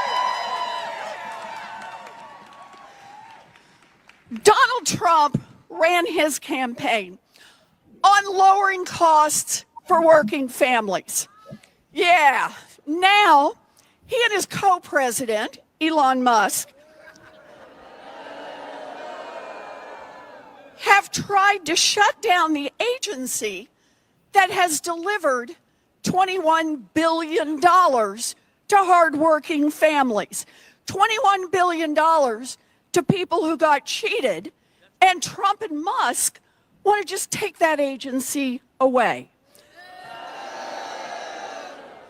Donald Trump and Elon Musk have told the financial cops at the CFPB to stand down. Now think about this. I want you to think about this for a minute. No matter how big the scam, no matter how bold the trap, they have said, just stand by and let the Wall Street boys take your money. You guys said that too, but in a different way. And I want to interrupt here for just a second, because here's the thing. Donald Trump said exactly what he was going to do when he was running, which is why the Democratic Party should have been 10 times better. Now, we can point fingers and come up with all these excuses, but the reality is the Democratic Party did not. Kamala Harris, for one, was a part of the current administration. So that was going to be one strike against her already. And when you don't do for the working class people, again, like I said, people swung all the way in the other direction, and a lot of people stayed home. So keep that in mind as well. The Wall Street corruption, the big banks, both parties allowed this to happen. And while you do have the CFPB, which is supposed to come in and, again, like I said, keep those big banks in check, the reality is it doesn't solve the problem. Someone mentioned it already in the chat, and this was a good point to point out. Thank you, Maria. CFPB fights the symptoms, not the problem. Democrats are really good at this. They're really good at fighting the symptom, but they don't really find a cure. They don't want to cure the, like, it's like all these years, they're telling you, scientists and doctors, every year you hear it, that they're finding new ways to treat cancer. All we keep hearing about is treatment and all this money that has gone into cancer research. And you mean to tell me here it is 2025 and they can't find a cure for cancer? Think about that for a second. It's a similar situation where I absolutely refuse to believe that they can't find the cure. I believe they can find it. Not only can they find it, but they know it, but they don't want to go that far because they benefit from this corrupt system. Let me give you an example. The doctors, the scientists, all of the, especially the doctors, big pharma, they benefit not finding a cure for cancer. As long as they can keep giving you treatment, they get a profit. Think about that. When it comes to these big banks, when it comes to the CFPB, same thing with Elizabeth Warren here. Yeah, they want to treat the symptom, but they don't want to fully fix the problem because they benefit from it. Why would you fix the problem about Wells Fargo or Goldman Sachs fully taking advantage of people? Why would you fix the entire problem if you're getting donations from Goldman Sachs and Wells Fargo? And if you're not getting those donations, other people in your party are. So why would you fix it? So what they do, and I've said it before, they're called crumbs. They put a Band-Aid on it. They give you a little bit of crumbs to make it look like they're doing something, but they never actually cure the disease. And that's because it's all corrupt. They are corrupt. You have to start calling these parties, these politicians, corrupt, because that's what they are. Stop saying they don't know better. Stop saying they're naive. Stop saying they can't do something. Donald Trump just walked in to the White House and just signed over hundreds of executive orders. He just showed you what they can do. So keep that in mind. They're corrupt.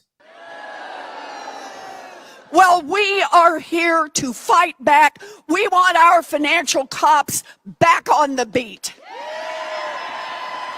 Yep. This is a fight, and I want you to watch who this fight is between. This is a fight between millions of hardworking people who just don't want to get cheated, and a handful of billionaires like Elon Musk who want the chance to cheat them. Elon Musk may not be a billionaire contributing to the Democratic Party. Yes, he is a part of Donald Trump's administration, but we got to keep it real. If you really gonna call out billionaires, then you need to call out your party also being in cahoots with billionaires like George Soros, Bill Gates, just to name a few. Don't forget about Michael Bloomberg.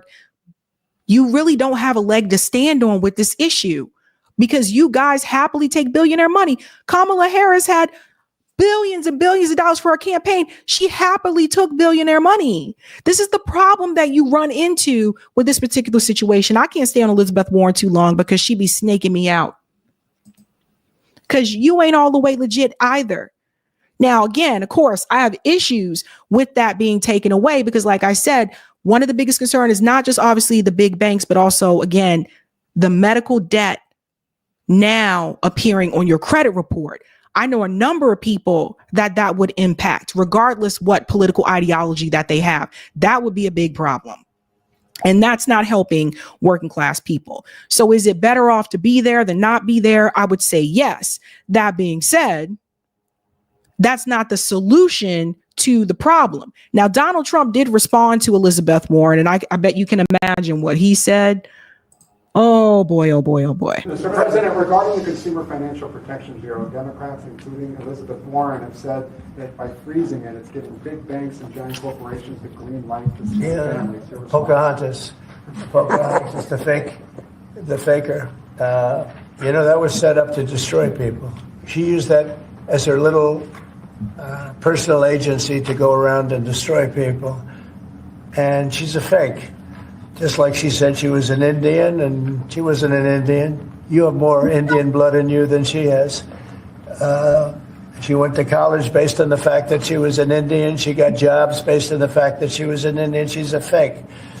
That was set up to destroy some very good people, and it worked. I mean, it worked. A lot of great people. I'll tell you, before I ever heard the term, people would come up to me in the Midwest and areas that say, "Sir, I'm being destroyed by them." They use that to destroy people. She's a nasty woman. She's a really nasty woman, despite her phony beer commercial. We did the right thing. That was a very important thing to get rid of. And it was also a waste. I mean, number one, it was a bad group of people running it, but it was also a waste. If you looked at when she really ran it, wow, that was a vicious group of people. They really destroyed a lot of people. And you can confirm it's your goal is to have it totally eliminated, the I would agency? say, yeah, because we're trying to get rid of waste, fraud, and abuse. Okay, guys, so you heard what he said there. The goal is to totally eliminate it. Again, like I said, if you have medical debt, I'm trying to tell you how you could be impacted by this. Yes, this could impact your credit score. So I don't mean to be the one to tell people, if you got medical debt, try to take care of that pretty quickly, because obviously if you could have, you probably would have. But that is a big concern there. I thought it was interesting. He brought up the Pocahontas comment, of course, about Elizabeth Warren, because one of the things that I said back then, I didn't think that it was right that, like, here's how I looked at it. The way that she was able to benefit from that, whether it was jobs, whether it was collegiate education, I think she should have had to been able to pay that money back. That's my take on that. I mean, Elizabeth Warren was seriously out there saying, I'm Native American. I said, honey, stop. Honey, stop. But of course, Eric brings up a really good point here. Trump and Warren both say the other one is terrible. In reality, they're on the same team. Nothing gets better until the 99% demand a non-corrupt government that represents us, not the mega corporations and billionaires. We need a government that gives us real solutions. And of course, Eric is talking about 11 demands. So go to 11demands.org. We've covered that before on the show as well, because we do need to have demands. And Eric came up with this list of 11 demands to fight back against corruption, which is a big part of the problem. Now, I told you they never get to the solution, right? Here's part of the solution. And more people need to talk about this. How do you stop some of these big banks from being predatory? We need public banks. This is something I've been advocating for quite some time. Friend of the show, Roger Meadows, as well, put me on to public banks. And believe it or not, there is a state that has a public bank. It's North Dakota. And that bank is called the Bank of North Dakota. They don't talk about it much. They're kind of skittish. You know, I tried to get them to come on the show and they really, I think they're a little skittish because they don't really want everybody to know what they're doing out there in them streets. But something that people don't really understand is that when we go back to the 2008 housing crisis, did you realize that the one state that was not greatly impacted was North Dakota? You know why? Because they had a public bank. And I want to show you a little bit about what that looks like. What is a public bank? A public bank is a financial institution owned and operated by the government or a public entity. Public banks differ from private banks, which are owned and operated by private individuals or entities. The Bank of North Dakota is the only public bank in the United States. So everybody see this? Oh, and another thing I'll tell you about North Dakota, and I'm not trying to tell you to move there, but I know two former high school classmates of mine, moved to North Dakota.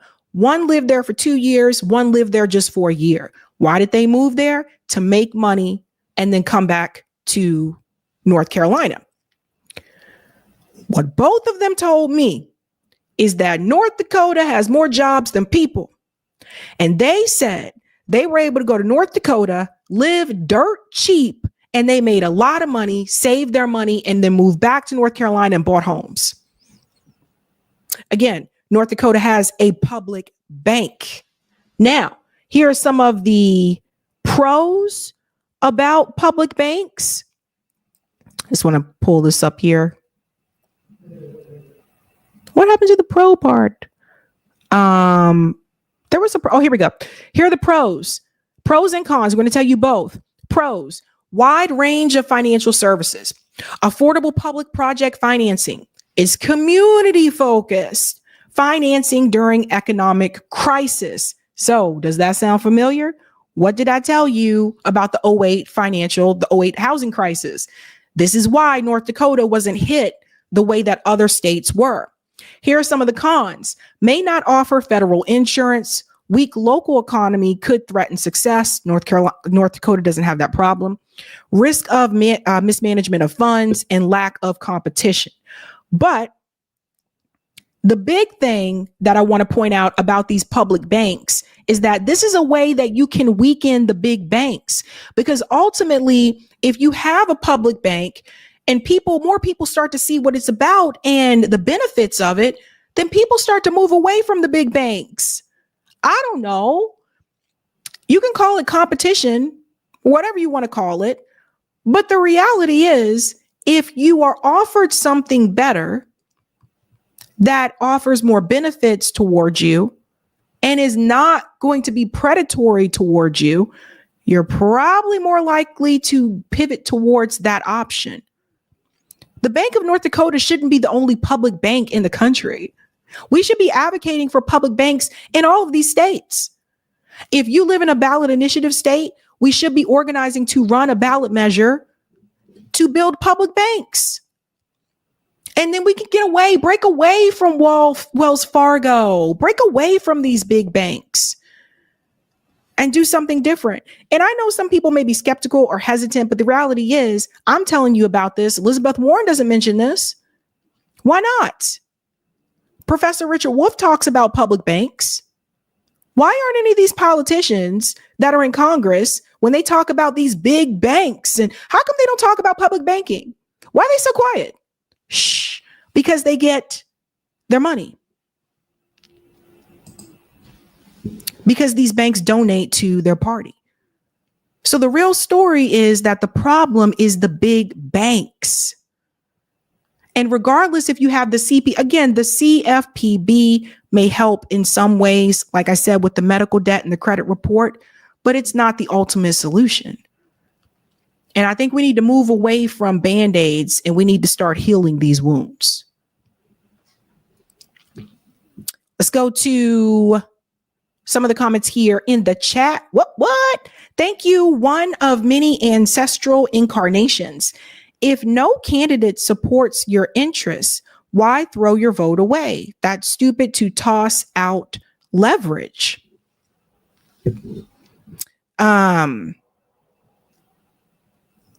What do you mean? If no candidate supports your interests, why throw your vote away? It's stupid to toss out leverage. I don't think anyone should vote for someone they don't want to vote for. Just period, you know?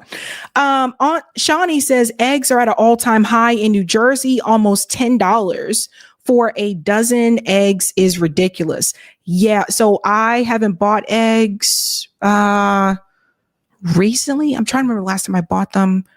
But I'm due to get eggs sometime this week, so I'll check the price. Thank you, Immortal Technique fan. Ron Paul was the real voice of America. Thank you for this as well. Israel has no place in U.S. government. Wake up.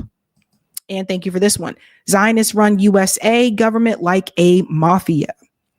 Thank you, DeAndre. The problem for Dems isn't just blacks not voting and doing nothing, but that while not voting, we're taking control of social discourse in our community and elevating the debate. That's right, DeAndre. Whoop, whoop. Thank you, Max. Justin Amash said that 1/4 of the legislature are essentially actors and that they're given scripts to read so that left, right-wing media can cut C-SPAN to make it look good for either side. I might need to try to reach out to Justin Amash. Thank you, Fully Laden Swallow. How many times were we told over the last 3 decades that the cure for cancer was just 5 years away? I know, right? Thank you, Savannah. Who gets this money? I was part of Wells Fargo issue twice. They sent me a check for 1 cent and 27 cents. And why is there never any jail time? There's no jail time because, again, the people that should hold them responsible benefit from their existence. That's why there's no jail time. Thank you, John. Just curious, are you into video games? If so, what do you prefer, Silent Hill or Resident Evil? For me, I say Resident Evil. It's my favorite game series. Honestly, I'm old school when it comes to video games. I'm a Nintendo girl. I'm Mario all the way, buddy. I like Mario. I think Tetris is still my favorite game of all time. I've tried to play some of the RPGs, but I haven't. I'm not as great with it. I don't like being told to just, I don't know, design my, like, pick my character and pick what they look like and decide where I want to go. Like, I don't know. Like, when I play video games, I just wanted to be straightforward right in front of me and like, okay, Mario, I know what I got to do. Tetris, I know what I'm supposed to do. But when you start giving me all these other options during a video game, I'm like, I don't know. Thank you, Baron. Biden was too busy to make Ukraine great again, or too busy making Ukraine great again. Thank you, Lala. We need banks that are an alternative to usury. Well. All right.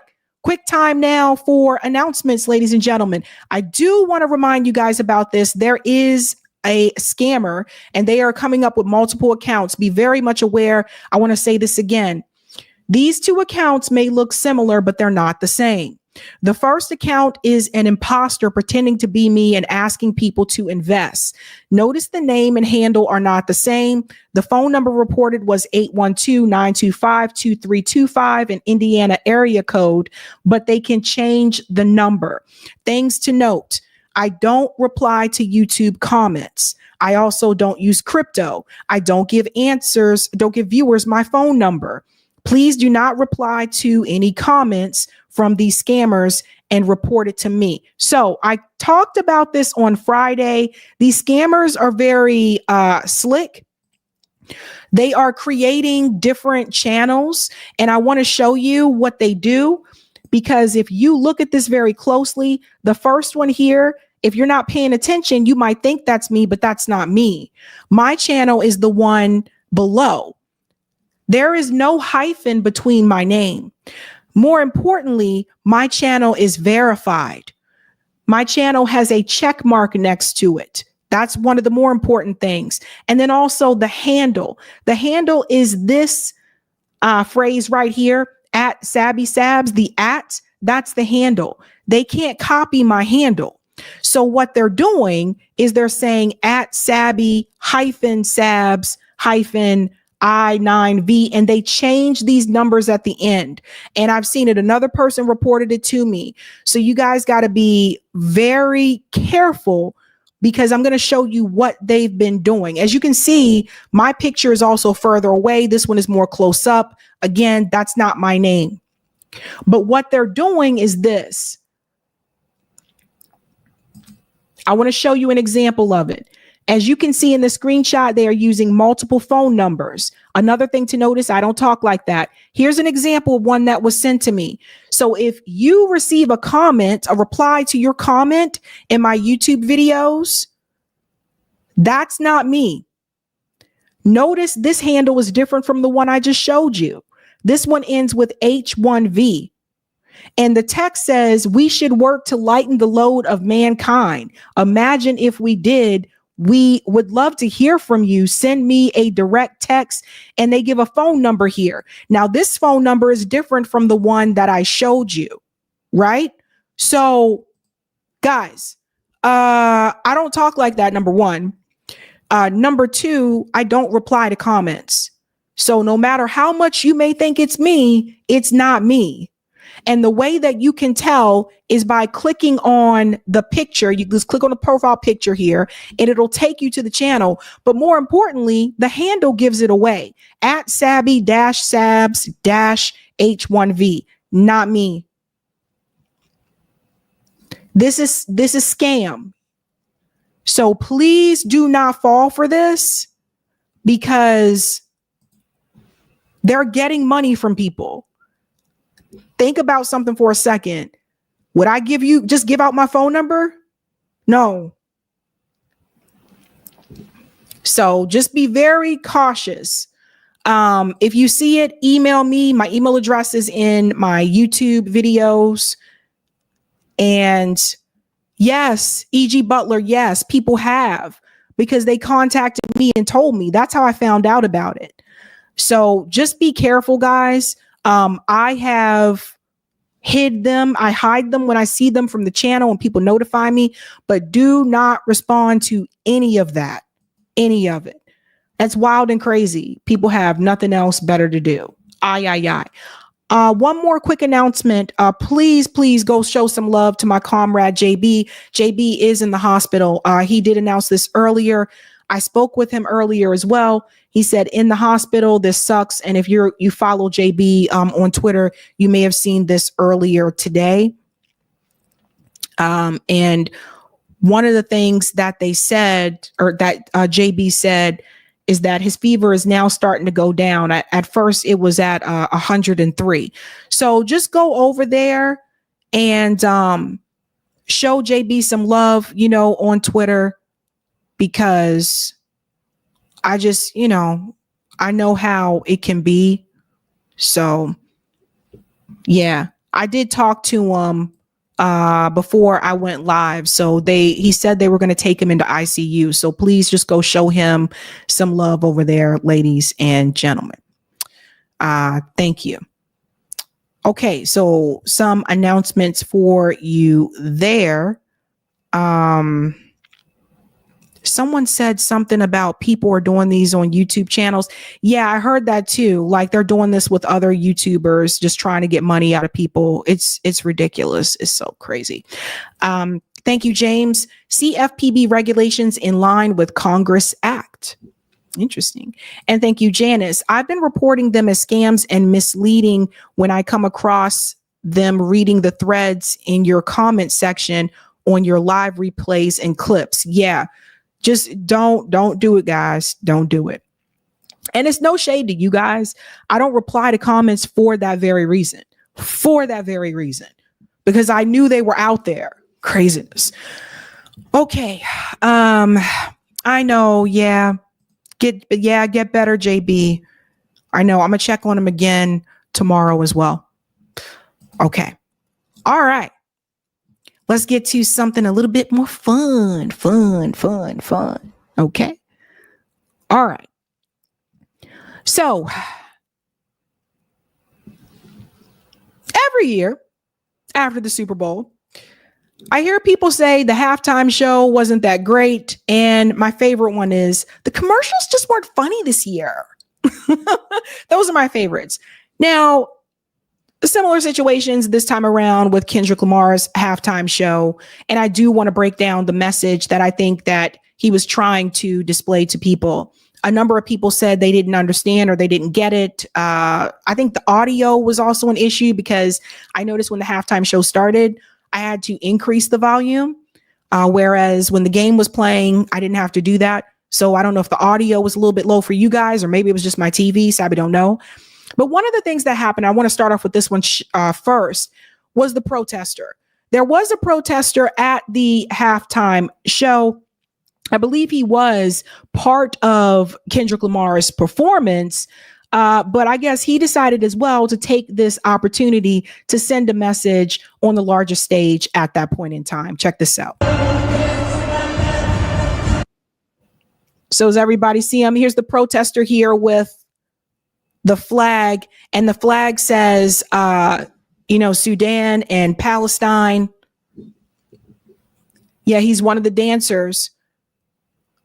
And so he was getting the message out there. And again, a lot of people watching. So a great way to get the message across. And of course, they tackled him and treated him like, you know what I'm saying? Of course, they had to take it there. Well, that individual finally did respond. And I'm not sure if everyone saw this. He was on Al Jazeera, and I want you to hear some of the things that he had to say. Listen to this. I felt I didn't have a choice because I was elected to be a part of the halftime show. And when I saw what my position was, it was a great stage, a large stage. And we know as a practicing Muslim, our Prophet Muhammad teaches us, if you see a wrongdoing, or you're aware of a wrongdoing, you must stop it with your hands. And if you can't stop it with your hands, stop it with your tongue. Speak out against it. And if you can't stop it with your tongue, try to stop it with your heart, meaning pray about it. And we know that's the weakest of faith.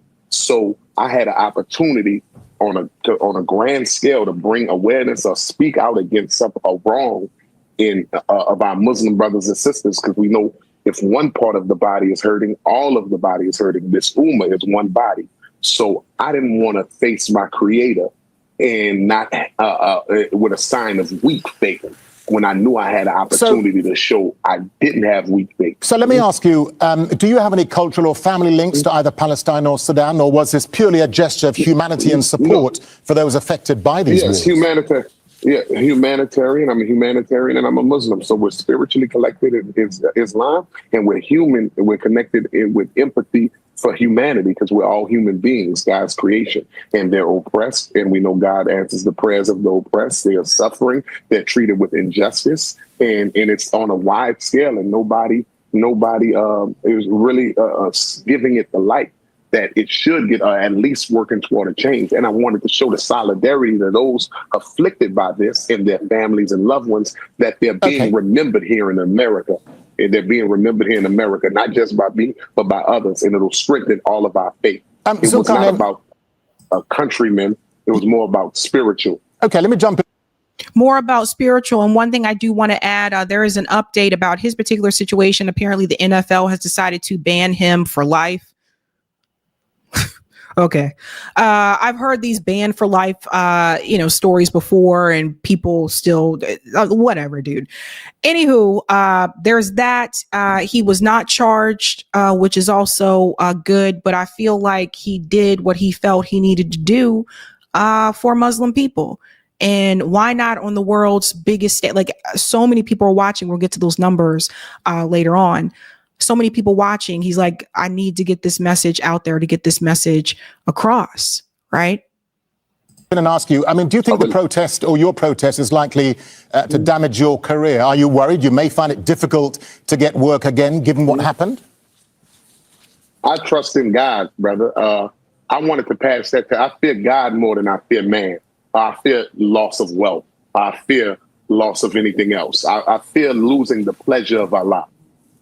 And it was clear to me with the signs of the show that Kendrick had the American flag and human bodies. He had his PG Lane flags. And it was also many signs for me to show those flags to show how we're all connected. Yes, because I think you mentioned in a previous interview that Kendrick Lamar was a source of influence for your protest at halftime. So what was it about Lamar that you drew inspiration from? It wasn't a source of inspiration. I believe I was inspired by a creator, but he was confirmation.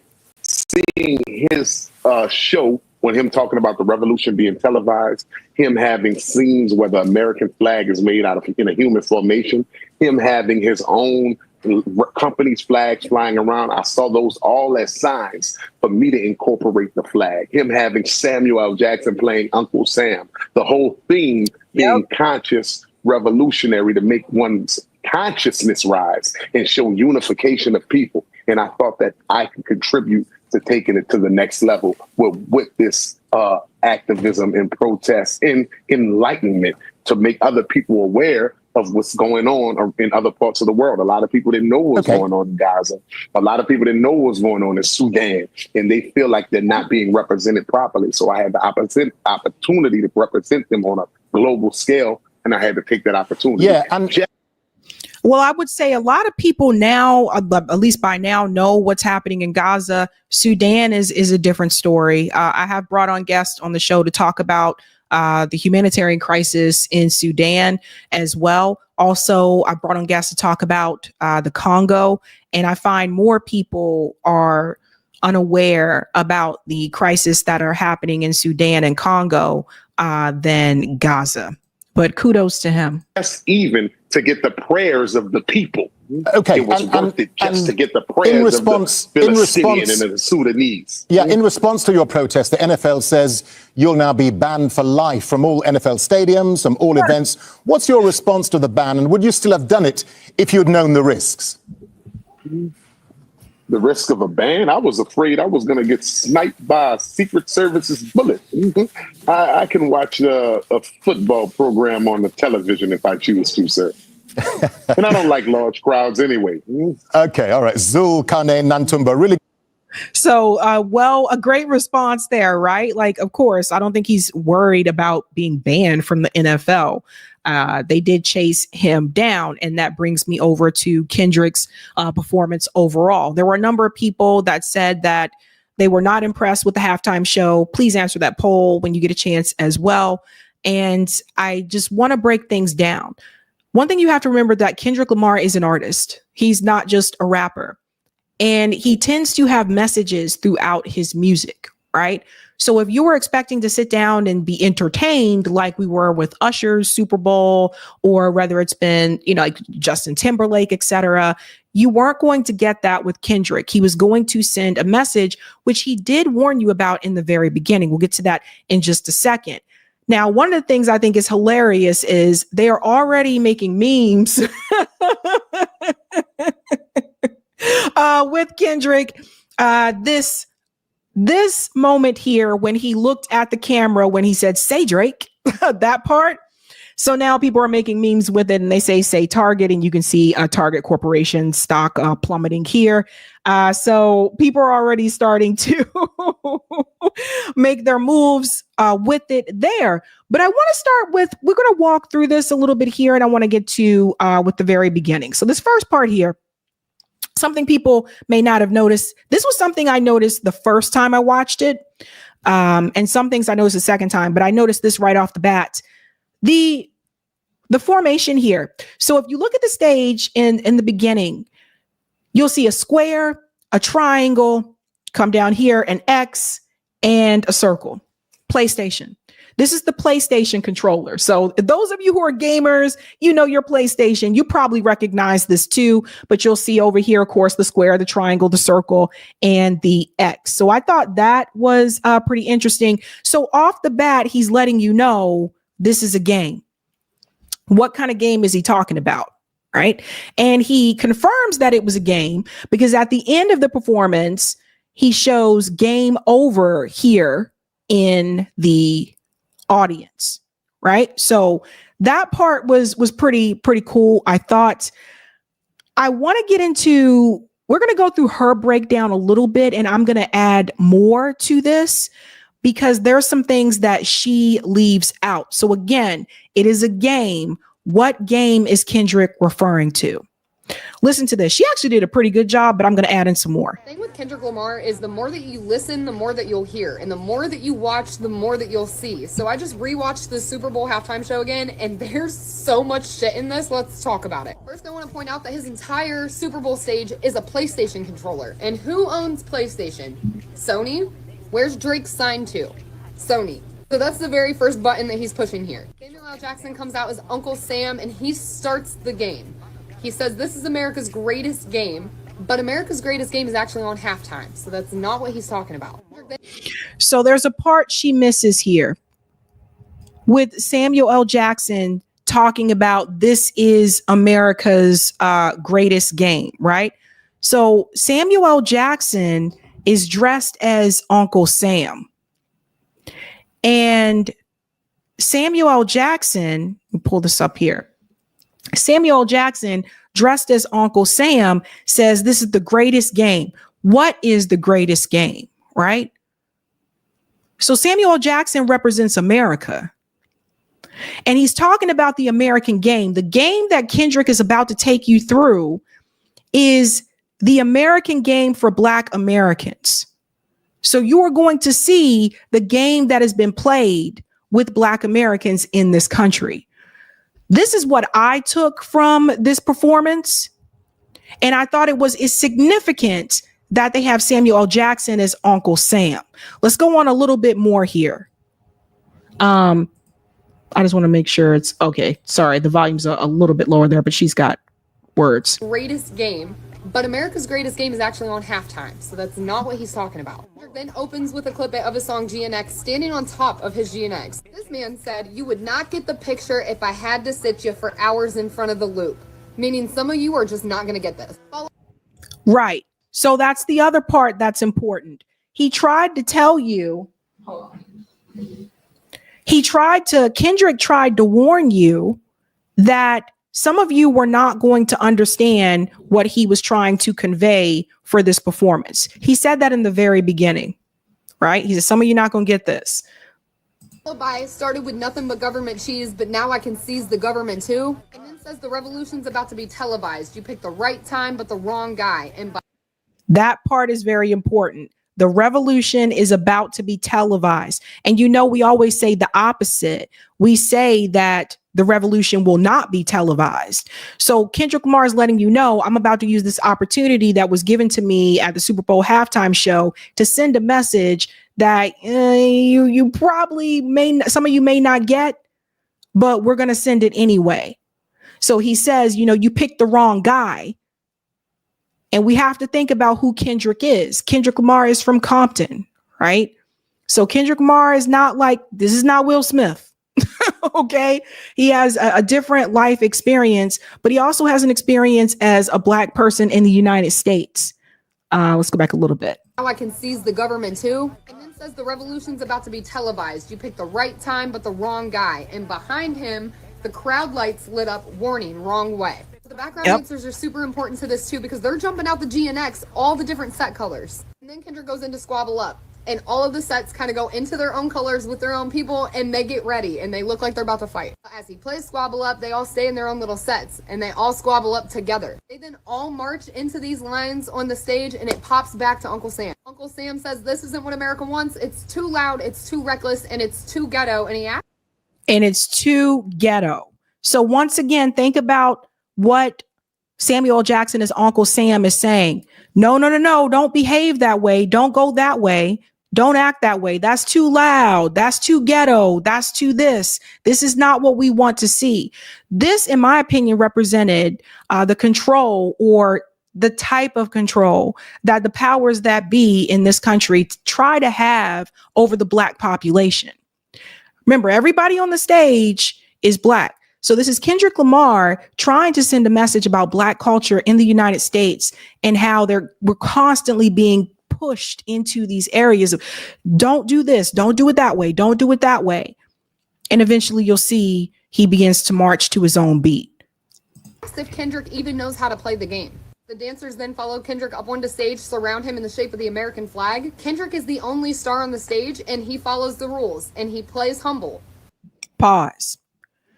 This piece right here, I hope everybody caught this part, that this was the American flag. And she's right. He's the only one standing. He's the only star that's standing. And you can see there the flag will start to split at some point as well. Right. So after Uncle Sam tells him, no, don't do it like that. Not that way. Then he comes in with humble. Sit down. Be humble. You know that song?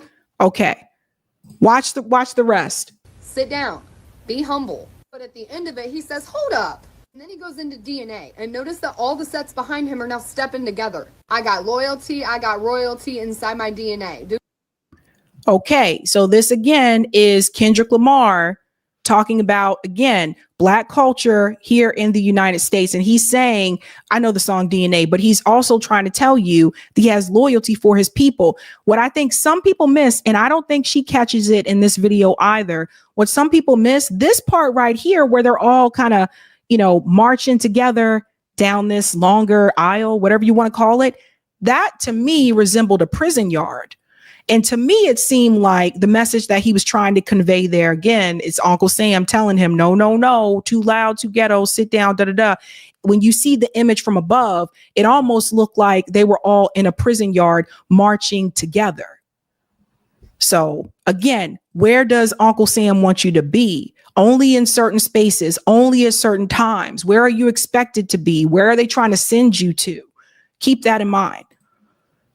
It is reminding himself who he is. He ends this little bit with wish I was, hold up, instead of wish I was dead. Then this man plays Euphoria, and all the sets are still together in their own colors, but they're all marching in line and they're all marching towards the same thing, kind of like they're marching into battle. He then says it's KDOT, the fireworks go off, and he transitions into a brand new song that he debuted on the Super Bowl. I could be wrong about that, correct me if I am, but I'm pretty sure it was just debuted at the Super Bowl for the first time, and it's called Man at the Garden. This part right here where you see them sitting around the street light, there's actually a guy on top of the street light as well. And that goes back to, again, we're talking about Black culture, people sitting on the corner. Like you can see this, like when I was younger in my grandma's neighborhood in Baltimore as well. Like sometimes people would hang out on the corner, whether it was singing or whatever, just doing whatever. Sometimes people would play jacks or play craps on the corner or whatever, but that was kind of like a space for people to kind of gather and collaborate. Again, this is not what Uncle Sam wants him to do. Uncle Sam wants Kendrick Lamar and everybody on this stage to get in line and do what he says to do and behave the way that he wants them to behave. So this is not as cool. Watch this, or at least according to Uncle Sam. But again, that is also a tribute there to Black communities and Black culture. Notice how the background dancers are all posted up like they're on the corner rapping like back in the days in the streets. He's literally taking it back to what he knows. And then he transitions into Peekaboo. But Uncle Sam pops back in and says that, oh, I see you brought your homeboys, the old culture cheat code. And then he deducts one life away from Kendrick. This goes back to the game again. And I don't know if everybody caught that. Deducting one life away. Of course, this happens in video games. Oh, you brought your buddies with you. Again, it goes back to that. It reminds me of the saying that, oh, if you have 1 or 2 black people, that's fine. But any more than 2 is a gang, or any more than 2 is a problem.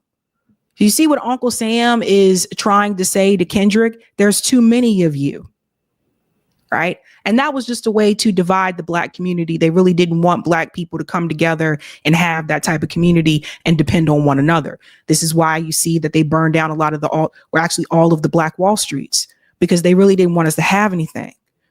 Let's continue here. Almost like if you get all your people together, you could lose a life. This is where the subliminal messaging gets so deep. And he is the king of Easter eggs. I shit you not. Because pause here. Here's another one. Again, looking above. This is the X from the PlayStation. And if you look at it from a different angle, you could say maybe it's a cross. But if you notice, people are not in every corner of the X. There's people here, people here, people here. And then this spot over here is open. now he's showing you exactly what to do on each move. He's now on the X button. So this is the first button he decided to push. And if you pay attention, he'll show you exactly what you should be doing when you're making these moves yourself, because he's calling out to everybody in this performance. But the first move he wants to make is on Drake, and he comes through, and as he's playing peekaboo, he does the Hotline Bling dance. This is also where he teased Not Like Us by saying he wanted to make a move, but he didn't play it, as if he's choosing the right moves and when to make them. And right now is not the right time. He then says he's going to calm it down, and he goes over to the triangle button, and SZA and him perform their song Luther. Those lyrics say, better days coming for sure, and if it was up to me, I wouldn't give these nobodies no sympathy. And then we move over to the circle button. While they're all circling the circle with each other, the rest of the sets are marching towards the circle button. Pause here for a second. Another thing that I want to mention about the performance with SZA, remember, Uncle Sam says he likes that. He's like, oh, this is great because they slow it down with all the lights. So Uncle Sam approves of that. Uncle Sam is trying to prevent him from going in that direction of doing, of course, Not Like Us, the Drake song. So, and Kendrick is kind of like at one point falling in line and then kind of rebelling against it and then falling in line. And then eventually, if you saw the rest of it, you know what happens there. This is where Kendrick and SZA perform their song, All the Stars. All the stars that are missing from that flag when Kendrick was the only one up there. We're all the stars. Everyone that is watching this performance is all the stars. He's calling to you. That's when Uncle Sam pops back in and says, that's what America wants to see. It's nice and it's calm, and tells him not to mess this. And before he can say up, Kendrick starts playing the Not Like Us beat. He did his little bit with the girls and they asked if he was really going to do it. And he said, 40 acres and a mule. Pause. That part right there. And I hope everybody noticed that watched it. Kendrick Lamar was making the call to reparations. He said 40 acres and a mule. And that's what reparation is. That's what we were promised from General Sherman, which obviously did not happen. So Kendrick Lamar, the message that he was sending was clearly towards the Black community. And I would say probably more so towards, those who are ADOS. That's the message he was saying. I'm sorry. All these halftime shows that I've seen and other concerts I've been to, I don't see other artists doing this. I didn't see Usher, make no call for 40 acres and a mule, whatever. I haven't seen this kind of things. And one person I will say in particular who was very supportive of this type of energy was Martin Lawrence. When Martin Lawrence had the show Martin, I don't know if everybody notices, Martin used to, pretty much every episode, Martin used to always promote Black designers. Did you notice that? If you look at like his shirts, sometimes his shirts were like the Negro Leagues, or it was like a Black designer. Martin also mentioned 40 acres and a mule. Like he was someone who was, things were different in the 90s. It was a little bit different back then. But this is what Kendrick was doing.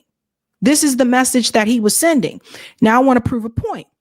When J-Lo and Shakira performed at the Super Bowl. Remember, they received a lot of backlash from people. Some people were mad because they felt they were shaking their booty too much. Okay, whatever. Some of these same people get caught up in strip clubs, okay? Some of the same people that said, I don't like seeing them shaking their booties on the Super Bowl and da-da-da. Some of y'all same people be in strip clubs, all right? So there's that. And then two, the other part of it was some people said, oh, it's just, well, it's too Latin. It's too, I don't want to see all that. Like, just keep it American, as if J-Lo wasn't born here in the United. It just all types of things. Now we fast forward to Kendrick Lamar, and I noticed some of those same criticisms. Oh my God, it's so many words. There's no white people on the stage. It's too this, it's too that, it's too this. In other words, people felt it was too black. And Kendrick knew you would respond that way. And Kendrick still did what he did. So this part here, the 40 acres and a mule, yes, he was making a call. Said 40 acres and a mule, this is bigger than the music. 40 acres and a mule is what they promised slaves after the Civil War. And then they tried to rig the game, but they can't fake influence, and smiled into the camera. And knowing Kendrick, he could be very influential. He then dragged Drake up and down New Orleans Super Bowl field, smiling straight into the camera when he said, "Say Drake." The crowd screamed A minor while he has a lowercase a on his chain, and the entire dancer spelled out minor. Then he brought out Serena Williams, and she was crip walking on Drake's grave. Pause. There's one part about Serena Williams that people aren't mentioning. Yes, a lot of people didn't realize that was her, but Serena Williams isn't just, she's not just there because she's from Compton. I mean, she is from Compton, and it's not just because she used to date Drake, right? Like, those are two things. That's part of it. But there's a bigger piece to this. People have to remember that Venus and Serena Williams, when they first started playing tennis, you have to remember the classism they experienced because they were from Compton and their parents didn't have much money. Remember, these tennis tournaments aren't cheap. So they were playing against people who were at least at minimum middle class. And I would say that they were not, based on what I read about them. So they experienced classism because of that, and they experienced racism because of that, the industry that they were trying to be a part of. And they turned out to be phenomenal tennis players. I would say Serena Williams is the best female tennis player in the world. So again, if we go back to the message that Kendrick Lamar was trying to send, Black culture finding its way in America, when Uncle Sam is constantly telling it to suppress it. And that's what Samuel Jackson was doing. He was trying to tell Kendrick Lamar to suppress that. Don't be so loud. Don't be so ghetto. And so having Serena Williams there to crip walk and dance, it's not just a slap in the face to Drake. It's also a slap in the face to all the people who were classist and racist towards her and her sister when they started playing tennis. Some people forget. I don't. She's from Compton. She's Drake's ex. And her sister was also unalived in a drive-by shooting involving the Crips. Kendrick is literally saying it doesn't matter what's ever happened before, we gotta come together right now. And he's using Serena Williams in multiple different ways to show that. He then brought out Mustard and played TVs off and turned off the TV on Drake's ass. And the lights in the crowd behind him said game over. And if you were to ask me, I'd say this is most likely a multiplayer game. Could sit you for hours in front of that loop and some of y'all still won't get this. See? Something else I wanted you to notice too are the number of squares. 1, 2, 3, 4, 5, 6, 7, and her head's there, 8, 9. That's also I think what you would have in, tic-tac-toe is also the board for that as well. And all of the squares are outlined as white squares. So Kendrick Lamar was trying to send a message. He was not there to just like sing and dance and entertain people. Something else I wanted to show here, which they bring out as well. You can see a little bit more close-ups here. Again, I hope everyone got the American flag part. So this gentleman points out some of the symbolism. This part right here, See, there's Samuel L. Jackson saying that's what America wants, nice and calm. That's when he was singing with SZA. And I think, again, part of the problem was the volume, because it was kind of hard to hear him at some points. I had to turn up the volume during the halftime performance. This part here, again, see how the American flag becomes divided, and he's standing up as the one star there. So the imagery was just so crucial, I think. Again, there's Serena again. See what I said? I told you I think this was a prison yard. That's what that kind of looked like to me, where Uncle Sam really wants all of us to be. So it's more to it than what people realize. Here's something from Cori Bush she pointed out here. She said from 1619 to 1865, the U.S. benefited from over 222 million hours of unpaid, dehumanizing forced labor by enslaved Black people per scholars. This labor primarily produces, obviously, the production of tobacco, rice, sugar, cotton would be valued at over 97 trillion today, built off the backs. And as I said before, if you're a pro-worker, you should be heavily, against what happened here, because it was unpaid labor, right? And we did not get the 40 acres and a mule. So Kendrick is strong with this one. And the other part that I want to show here, because I think this really kind of sums it up when we talk about the 40 acres and a mule. A lot of times people, when I bring this up, they haven't heard this. So listen to what Dr. King said. Money to teach them how to farm. Not only that, they provided county agents to further their expertise in farming. Not only that, they provided low interest rates in order that they could mechanize their farms. Not only that, today, many of these people are receiving millions of dollars in federal subsidies not to farm, and they are the very people telling the black man that he ought to lift himself by his own bootstraps. And this is what we are faced with, and this is the reality. Now, when we come to Washington in this campaign, we are coming to get our check. Now, a lot of people want to talk about MLK, but they don't want to mention that part about MLK. Everybody wants to go back to I Have a Dream because it sounds more palatable. But the reality is you need to mention other things that MLK said as well. Now, this woman here, she had a good point. She said, Kendrick Lamar may not be your style of music, and that's okay. But the dude came out sporting the American flag. Everyone was fully clothed, and there was no obvious signs of satanic worship. I understand our bar isn't set high these days, but conservatives need to pick their battles. This was a W, guys, calm down. So this is another one, right? Someone out there obviously being very patriotic is what I gathered from it. And as many times as we've heard people complain that the women were half naked, the Super Bowl, you didn't see that this time. Like I told you guys, every year people say the halftime show wasn't good and the commercials weren't funny this year. But check this out. Apparently, it did something. Kendrick Lamar's Super Bowl halftime show is officially the most watched performance ever. 133.5 million viewers. It surpasses Michael Jackson's halftime show. So as much as people complained about it, ladies and gentlemen, it just beat Michael Jackson. Now, people ask me, was it my favorite of all time? Well, no, my favorite of all time is still Prince. It's kind of hard to beat singing Purple Rain in the rain. Like, it is. But I still thought it was a great performance. And I appreciate the message that he was delivering. But it's hard to be Prince for me. It is hard. I've been hanging on to Prince for years. I've been hanging on to him for years. So again, the real story, folks, was the message that Kendrick Lamar was trying to get across. He wasn't there to just try to entertain people. He was trying to deliver a message. So just keep that in mind. Let's go to some of the comments here, ladies and gentlemen. Shout out to CM, who's been a member for 10 months. Hit the like button. Bum, bum, bum. Thank you. Andre says, blackety black.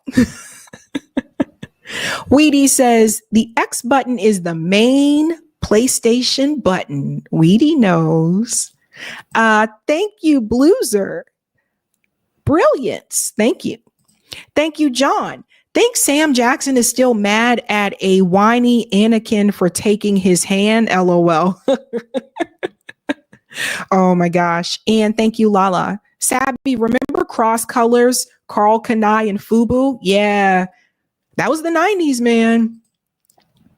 Thank you, Courtney. I feel if Martin would have continued to talk in that speech, he would have started cussing. LOL. I can see that too. That would actually be kind of funny, right? If you heard Martin Luther King cuss, that might be kind of funny. All right, guys. Okay, we have one more story, ladies and gentlemen, that I want to dive into, and then we are going to do call in. Again, as we go into this story about Kanye, ask yourself again, what is the real story about? So let's dive in here. So over the past couple of days, Kanye West has lost it a little bit. He has been what I call rage tweeting nonstop. And he has said some things that are clearly, truly anti-Semitic, right? We're not saying, we're not using this, oh, if you're pro-Palestine. No, I'm not talking about that, because that's not anti-Semitic. But he has said some things that are really, really bad. And it was just nonstop for, I think, the past 48 hours. And eventually his account, right? And he wasn't just tweeting about that. He was tweeting about other things. He went after Dave Chappelle and said Dave Chappelle was ugly and that he kisses people's ass and he's not really funny. I was thinking of all the things that I saw go through my way the past couple of days from Kanye West. Like he just went out of it. And then all of a sudden he just started showing all these different porn videos. It was just, I don't know, all over the place. Piers Morgan had a panel to discuss Kanye's actions. But as I listen to this panel, I don't really think it's really about Kanye West. I think the bigger picture is something else. And I want you to ask what you think that is about. Let's go ahead and dive in here again. What is the real story? What does that mean? Is that ambiguous? Is that freedom of speech? Or is that a clarion call to commit acts of violence against Jewish people? What seems crystal clear is that Kanye West was in clear violation of X's own rules on hateful conduct. The platform under Elon Musk has suspended more than 5 million accounts since he took over. It censored Kanye's account yesterday as not suitable for work when he posted legal pornography. And Musk has previously banned Kanye West entirely for posting a swastika interlaced with the Star of David, which he said was an incitement to violence. So why was Kanye allowed to spend the whole weekend unloading shocking abuse on Jewish people before apparently leaving voluntarily? And more broadly, just what the hell is going on with this idiot? Well, joining me now to debate all this, host of the Fresh and Fit podcast, Myron Gaines, the rapper and podcaster Zuby, America's rabbi and author of Holocaust Holiday, Rabbi Shmuley Boteach, and the commentator and YouTuber Choke No Joke. Okay, So let's pause here. Look at who Piers Morgan has on this panel. So you have Myron, who is very, very racist towards Black people, very anti-Black. He's a part of that Fresh and Fit podcast. Very, very racist towards Black people. And then you have Rabbi Shmuley, who's also very racist. So look at who he brought onto the panel to have this conversation while he's, accusing Kanye West of being racist. So just keep that in mind, guys, because perception is everything. So you need to know that before you listen to this. Start with you, Myron, because you and I got into a little Twitter exchange yesterday about free speech. And it seems to me with Kanye and this tirade that's went on for days, there are two debates to be had. One is whether what he was doing was contrary to X's own rules by the same definition that they have suspended millions of accounts. And I posted a graph showing why people got suspended, a lot of it for harassment, hateful conduct, and so on. So I think there's literally no dispute or doubt that he did. So the question remains, why was he then not suspended, but able to leave voluntarily? But the wider debate that I think you and I were having was about freedom of speech and where that begins and ends. I don't want to put words in your mouth, but you seem to be suggesting that you don't think there is an end. In other words, you can say absolutely anything you want, to which I would say, well, I don't think you should be able to say to 32 million people on a platform that you want to make Jewish people your slaves and whip them. Do you? Pause before Myron even answers, because I think there's what you think people should be able to say and what they're legally allowed to say, right? So just keep that in mind as you listen to this as well. And what is very interesting to me is that Piers Morgan is very quick to come out and say what you should not say or you should not do when it comes to a particular group of people. But you never see Piers Morgan come out or stick his neck out with other groups of people. I think you guys know where I'm going with this. Let's continue. Well, I think the thing is when Elon took over X, he wanted to mirror it with the First Amendment. And the First Amendment allows a broad range of speech to be allowed. And the reality is if we don't have free speech, we don't have a democracy. And that's literally from Elon Musk himself. Now, we want to talk about unequal punishment on X, based on some people saying this and getting punished and people saying this and not getting punished. That's a whole other conversation. But I think if you're going to mirror the First Amendment with Twitter, then you need to allow that speech in. Right, but look, on the first point about X's rules, he clearly transgressed pretty much every rule they have. I think that's unarguable. So it's for Elon to explain why in the end he was only censored, which he was, because he posted legal pornography. It seems to me extraordinary that legal pornography is deemed to be more offensive and more worthy of censorship than saying that you should make Jews your slaves and whip them. So let me bring in on that. Before he brings in the next person, let me jump in here for a second, because what many of us have noticed on X in particular is that when you make racist comments towards Black people, when we're called the N-word with the ER at the end, etc., those people aren't suspended. Those accounts aren't removed. So again, I want you to ask yourself this question. Why is it that you don't see Piers Morgan sticking his neck out for the racism that is thrown towards other groups? Why doesn't he stick his neck out for that? Why does Piers Morgan jump into his seat, step in front of this damn camera to stick out his neck for a certain group when other groups are experiencing this same type of behavior on social media? Where is Piers Morgan? Nowhere. Nowhere to be found. Think about that for a second. Myron Gaines, this dude right here in the second square, this is the same guy who I have seen on Twitter Spaces heavily attack Black Americans. Now, some of you looking at him, you may think that he's Black American. He's not. I saw this guy go after Tariq Nasheed. And although I may not agree with Tariq Nasheed on everything, Myron was way out of line. Heavily spends time tearing down Black Americans. That guy right there. So again, where was the criticism about that from Piers Morgan? You guys see where I'm going with this? You got Rabbi Shmuley over here who has been very racist and nasty towards Palestinians and called them all types of names. Why doesn't Piers Morgan stick out his neck against Rabbi Shmuley when he does this racist activity towards Palestinians? Let's continue. Zuby, you and I have debated free speech many times, but on that specific point, I mean, do you view the publication of legal pornography on X as better or worse than what he said about making Jews slaves and whipping them? If I'm being honest, I think it's all bad.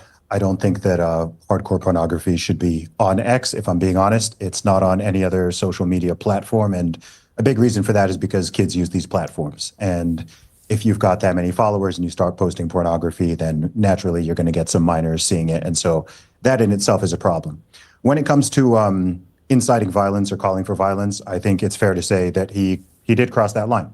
I mean, if you're saying to whip a certain race or ethnic group of people, whether he's pretending, and you've got the wider context of everything he's been saying beyond that, you'd have to go through it post by post. I think a lot of them, vast majority of them, I'm not a fan of. I would condemn what he's saying, but I would support his right to free speech. But when it comes up to the point of calling for violence, which he did in that specific one that you brought up, then yeah, that's a clear violation. I don't run X. I'm not Elon. I'm not a moderator, so I'm not in charge of that. I'm a very staunch advocate for freedom of speech. Yeah. But yeah, there is a line.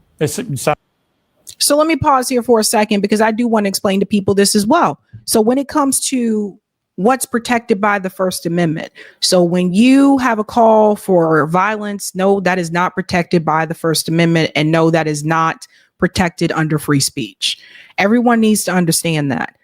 And seeing the things that I saw from Kanye, yes, there were some things that were calling for that. So no, that is not protected under free speech, etc. But the point that I want to get across is, why is the focus only on when Kanye does it? And when other people do this, there's nothing. There's no call to take them down. Does everybody follow where I'm going here? There's no call to take them down. Why is it only when it's Kanye or when it's directed towards a certain group? Let's go on a little bit more. Sounds like you share my view. I mean, bringing in the rabbi here. I mean, Rabbi, if I was Jewish, I'm not. I'm an Irish Catholic. If I was Jewish, I'd have been utterly sickened by the constant tirade of blatantly anti-Semitic garbage that was being spewed by Kanye West. How are you feeling? First of all, you're an honorary Jew because you've really supported Israel through this war, and we're grateful, Pierce. Tolerating the intolerable is the liberalism of fools. So this clown over here, Rabbi Shmuley, right? So this guy, you really bring on this person to talk about racism. This guy has said racist, disgusting things about Palestinians, and he said some of those things on Piers Morgan's show. How does he keep popping back up on there? People need to start looking into this. Why is this racist dude constantly back up on this platform?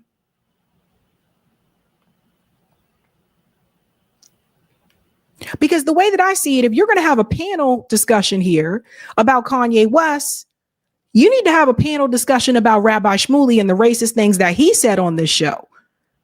To the point where I remember Candace Owens came on to Piers Morgan's show and basically had to defend herself against Rabbi Shmuley. Piers Morgan is in bed with Zionists, guys. This is the point I'm trying to get across with you. Piers Morgan is in bed with the Zionists. He is pro-Israel. And as much as he tries to pretend like, oh, I did say something about those Palestinian kids, you have been in the camp of pro-Israel. Just like you were in the camp of pro-Israel when you were still working for Rupert Murdoch, who is also a Zionist. So they all move in one way. This is what I was trying to tell you. It's not just Israel. It's not just Netanyahu. It's also media. And that includes people like Piers Morgan, who, once again, they'll walk away from corporate media and say, I got this show on YouTube now. I'm independent. I told you, watch out for these people that leave corporate media and they step onto YouTube and say, I'm independent. I'm not under their thumb anymore. But they still continue to have the same talking points that they had when they were on corporate media. Can speak about being a free speech absolutist, but there must be three exceptions: incitement to violence, commission of violence, and admission of violence. What's missing from this discussion is not that Kanye said that Jews should be whipped. It's that Kanye said that he has beaten women, and he said that women should be slapped, and his wife is in an abusive relationship, and Bianca Censori's family, who live in Melbourne, Australia, have done nothing to rescue her. Are we talking about whether there should be pornography on X? There was pornography at the Grammys. Professional lip readers had him tell his wife, Bianca Censori, take your mink coat off, and she is totally glassy-eyed. There is no free agency. She is an abused wife. She's an abused woman. How is the media becoming complicit in the absolute degradation and humiliation of this woman who he claims to have dominion over, and he says he slaps her around, and he says that he has practiced violence against women? Where is law enforcement? Why hasn't he been arrested? Why hasn't there been an investigation? Where is the rest of Hollywood and the Grammys to condemn violence against women? The two most targeted victim groups in history are Jews and women, and notice that does everybody see what's happening here? So first and foremost, when we talk about violence against women, of course, I do not condemn violence. That being said, do you think that Kanye gets the same amount of vitriol if Bianca was a black woman? Would Rabbi Shmuley go out of his way and say, oh no, we got to protect this woman if it was a black woman? Notice how black people, we just got removed from the equation. Hold on, let's go back to what he said right here. I'm trying to tell you guys what they're trying to do. Watch and he says he slaps her around, and he says that he has practiced violence against women. Where is law enforcement? Why hasn't he been arrested? Why hasn't there been an investigation? Where is the rest of Hollywood and the Grammys to condemn violence against women? The two most targeted victim groups in history are Jews and women, and no. What happened to black people?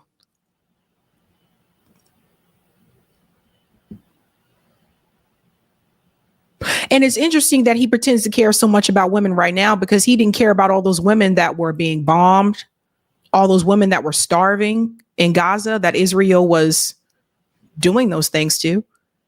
Oh, but not those women, right?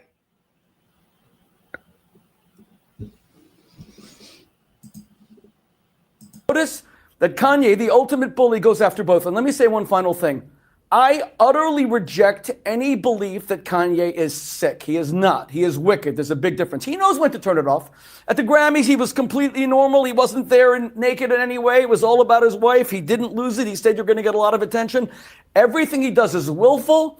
It is motivated by a desire for attention, building his businesses. He is not crazy. That is an excuse. He is wicked and he is evil. Yeah, I mean, I would add to this, choke, no joke. So this is another thing we're going to point out. So they can point out Kanye is wicked and evil. And again, I don't condemn any of the things that I saw Kanye tweet over on the X platform in the past couple of days. That shit was ridiculous. Don't condemn any of that. Don't condone any of that. That being said, they're willing to come out on a panel to call Kanye wicked and evil and all these things. But you got wicked and evil sitting right on the damn panel. You got wicked and evil sitting with Rabbi Shmuley. Who is he to call anybody else wicked or evil? Like, this is a joke. This is an absolute joke. And of course, Piers Morgan, out of all the people to bring on, this is who he chooses to bring on. He could have put anyone else in Rabbi Shmuley's place. So what I'm trying to warn you of is this.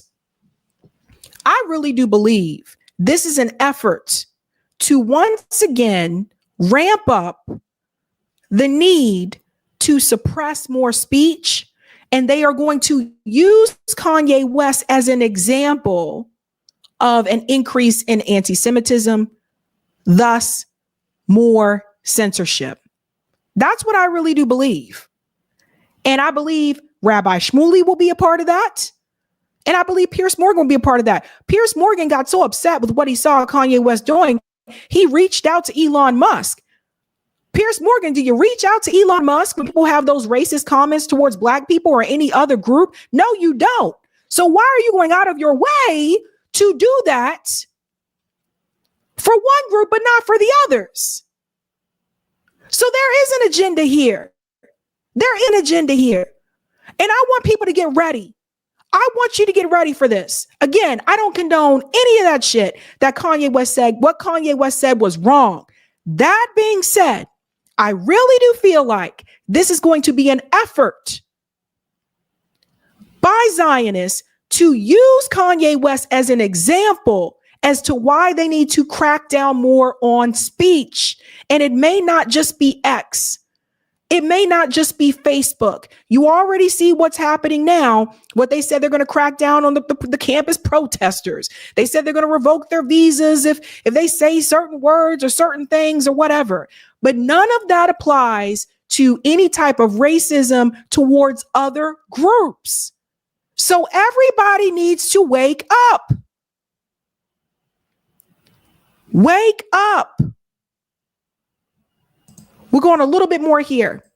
One of the most offensive things he did for me in his defense of Diddy, for example, he suddenly produced a T-shirt, which was a scene from the hotel lobby or the corridor where Diddy had beaten up one of his girlfriends, and it had her in the picture, right? This was literally a crime scene of appalling domestic abuse that we all saw the video, and he's trying to sell a T-shirt based on it. Now, that alone, to me, crossed any kind of line that should be tolerable for social media. So that crossed the line, and that should have crossed the line. Obviously, I don't think anybody approves of what Diddy did to Cassie in that video. I don't agree with Kanye trying to sell T-shirts about that. But that crossed the line with Piers Morgan. But everything else that we've seen for the past 15 months did not cross a line with Piers Morgan. It doesn't cross a line with Piers Morgan when people are beat in the head by the police and they're unarmed. That doesn't cross a line with Piers Morgan. It doesn't cross a line with Piers Morgan when we're seeing babies literally torn apart because of bombs in Gaza. That don't cross a line with Piers Morgan. It didn't cross a line with Piers Morgan when they were intentionally starving people in Gaza. That didn't cross a line with Piers Morgan. He continued to be pro-Israel and to support Israel. But Kanye West choosing to make a T-shirt out of the Diddy situation, that crossed the line. So the thing is, you need to be consistent. And what I'm showing you is that Piers Morgan is not being consistent. So what I think is happening is that this is a coordinated effort to use Kanye West as an example of why we have to crack down more on speech. And I believe that they are using people like Piers Morgan, who is media, to lead that effort. That is what I believe is happening. And I think these people on this panel, this Myron Gaines and all these other people, and Myron, who also is very big on like pro-free speech, they are also participating in this without realizing they're participating in it. And for what I heard sometimes on these Piers Morgan shows, sometimes the topic changed after they invite you to come on to have a discussion, etc. But the reality is, folks, it is another attempt to crack down on censorship. And I think that is the real story. I think that's what they're really trying to do. Again, don't agree with what Kanye said. That shit was not right. But I really do think he will be the example that they will use, and they will use it to continue to crack down on free speech. There will be more pressure on Elon Musk to go and do these things, whether Trump is president or not. And Piers Morgan is a part of it, and Rabbi Shmuley is a part of it. And these guys who just happen to join the panel who really don't agree with that, they're also part of it.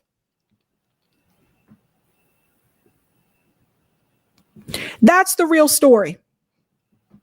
This is not the first time Kanye West has said some stupid crap.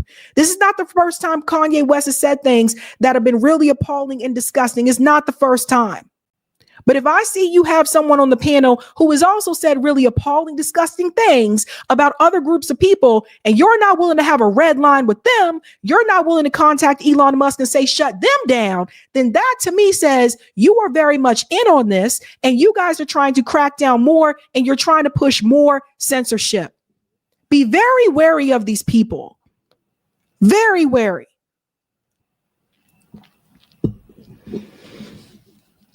All right. I think we got the poll. We got the poll. Okay. Hey. All right. Thank you so much for the poll. What did you think of Kendrick's performance? 19% said it was okay. 15% said it was good. 41% said I didn't watch. 25% said it was great. So most people didn't watch it. Interesting. 2,126 votes.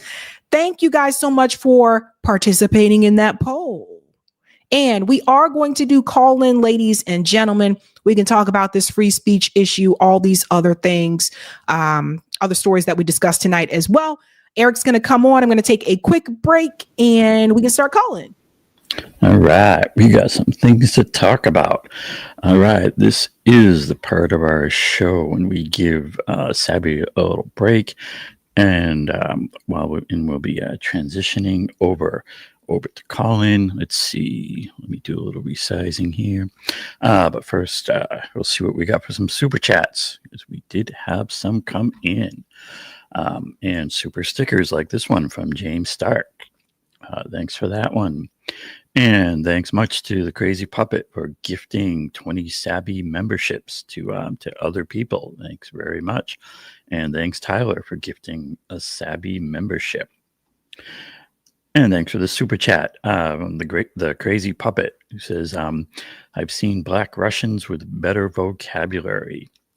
And thanks, Joe Habson, for becoming a new member on YouTube. Welcome aboard there. And thanks for the super chat, Juanita Mitchell. Fresh and Fit is a sellout trying so hard to be white. Yes, thanks for that. And thanks for this very generous super chat, also from the Crazy Puppet. He says, Sabby, we need more of you, specifically a black woman that drives her narrative on experience rather than mass media repeated puppet. And he says, me puppet good. All right, thanks for that. And also for this one, Crazy Puppet says, most is 50+% Sabby. Thanks for that one. All right, yeah, so we'll be transitioning over to the Zoom Hangout, formerly known as Call-In, although we still call it Call-In as often as not. It used to be the Call-In app, but then that got bought out by Rumble and got discontinued. So Sabrina will be creating the room during the break. That's why we don't quite have it for you there yet, but we'll have the link for it. We'll also have sabbysabs2.com set up. And you can talk about whatever topics you like in the Zoom Hangout. You can talk about what we did on the show. We had a number of things on the show. Excuse me. We had the Kanye West, of course. We had Trump's polling. We had Kamala and Trump versus Gaza. We had Liz Warren and the CFPB. We had Kendrick's message, or like I said, anything. Whether or not you have your camera on call-in is optional. We are happy to see you on the Zoom Hangout, or not. And when you're in there, you do a raise hand, which is a button under React, where you can tell us if you want to be in the calling queue or not.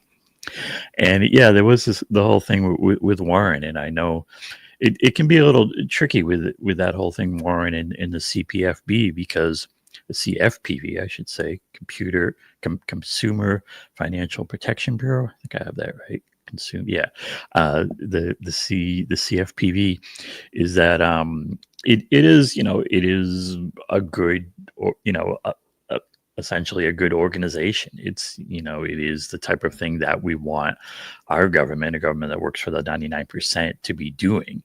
And so, it is a bad thing that Trump is either getting rid of it or hobbling it.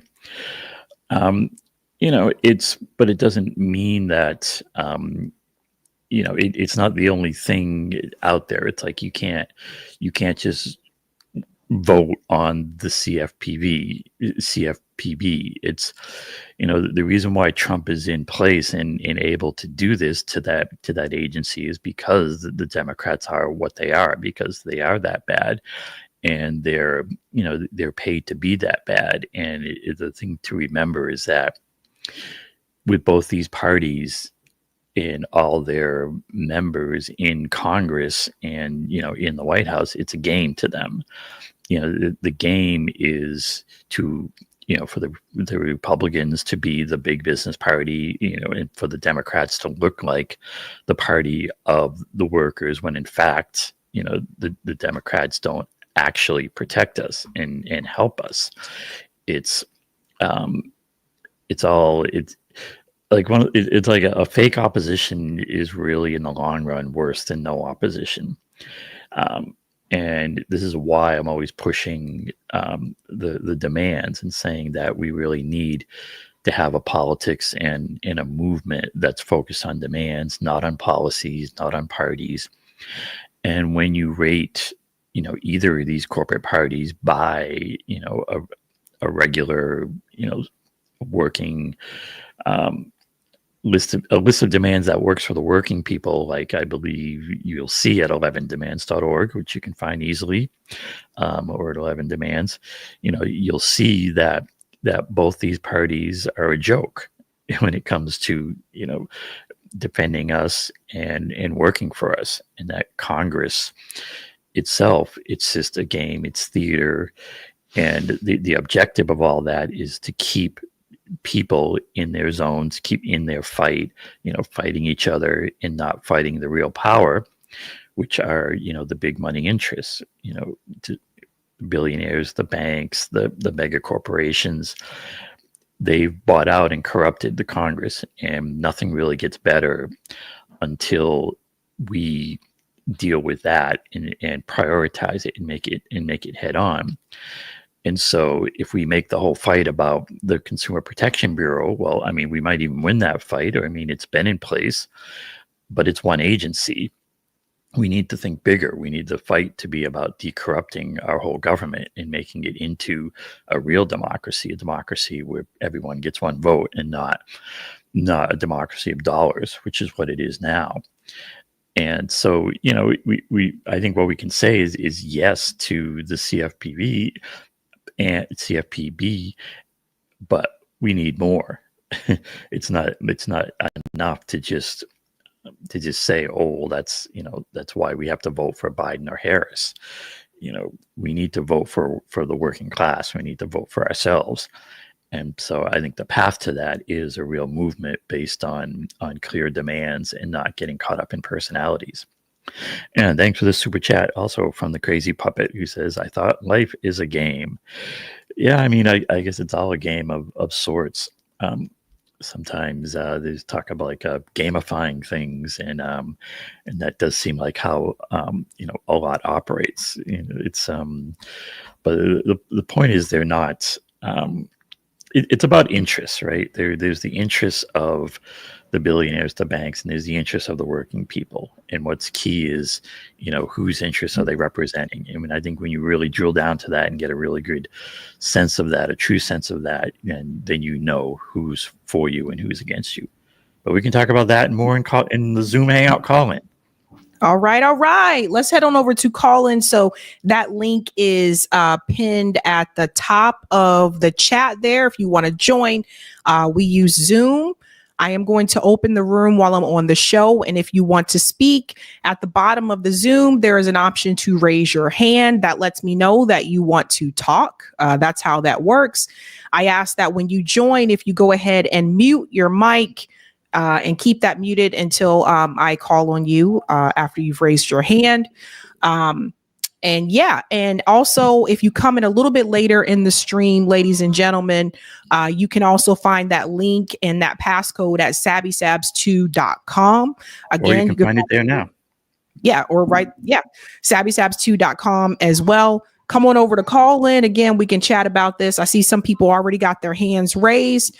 So we have a pretty good time over there, ladies and gentlemen. So Hope to see you there. I'll be live again Thursday. If you haven't had a chance to do so, check out the interview I had recently with Glenn Greenwald. That was a great discussion. He kind of let it all out there. It's a great place to vent. It's a great place to vent, ladies and gentlemen. All right. Other than that, guys, again, check on JB if you haven't had a chance to do so. Just give him a, just a shout out. Make sure, let him know you're thinking about him. Eric, I just made you a co-host. All right. And we are heading on over there. Have a good night. Oh, thank you, Black Roke. I think some people are spawned, Sabby. Maybe. All right. Have a good night, ladies and gentlemen, and keep up the fight.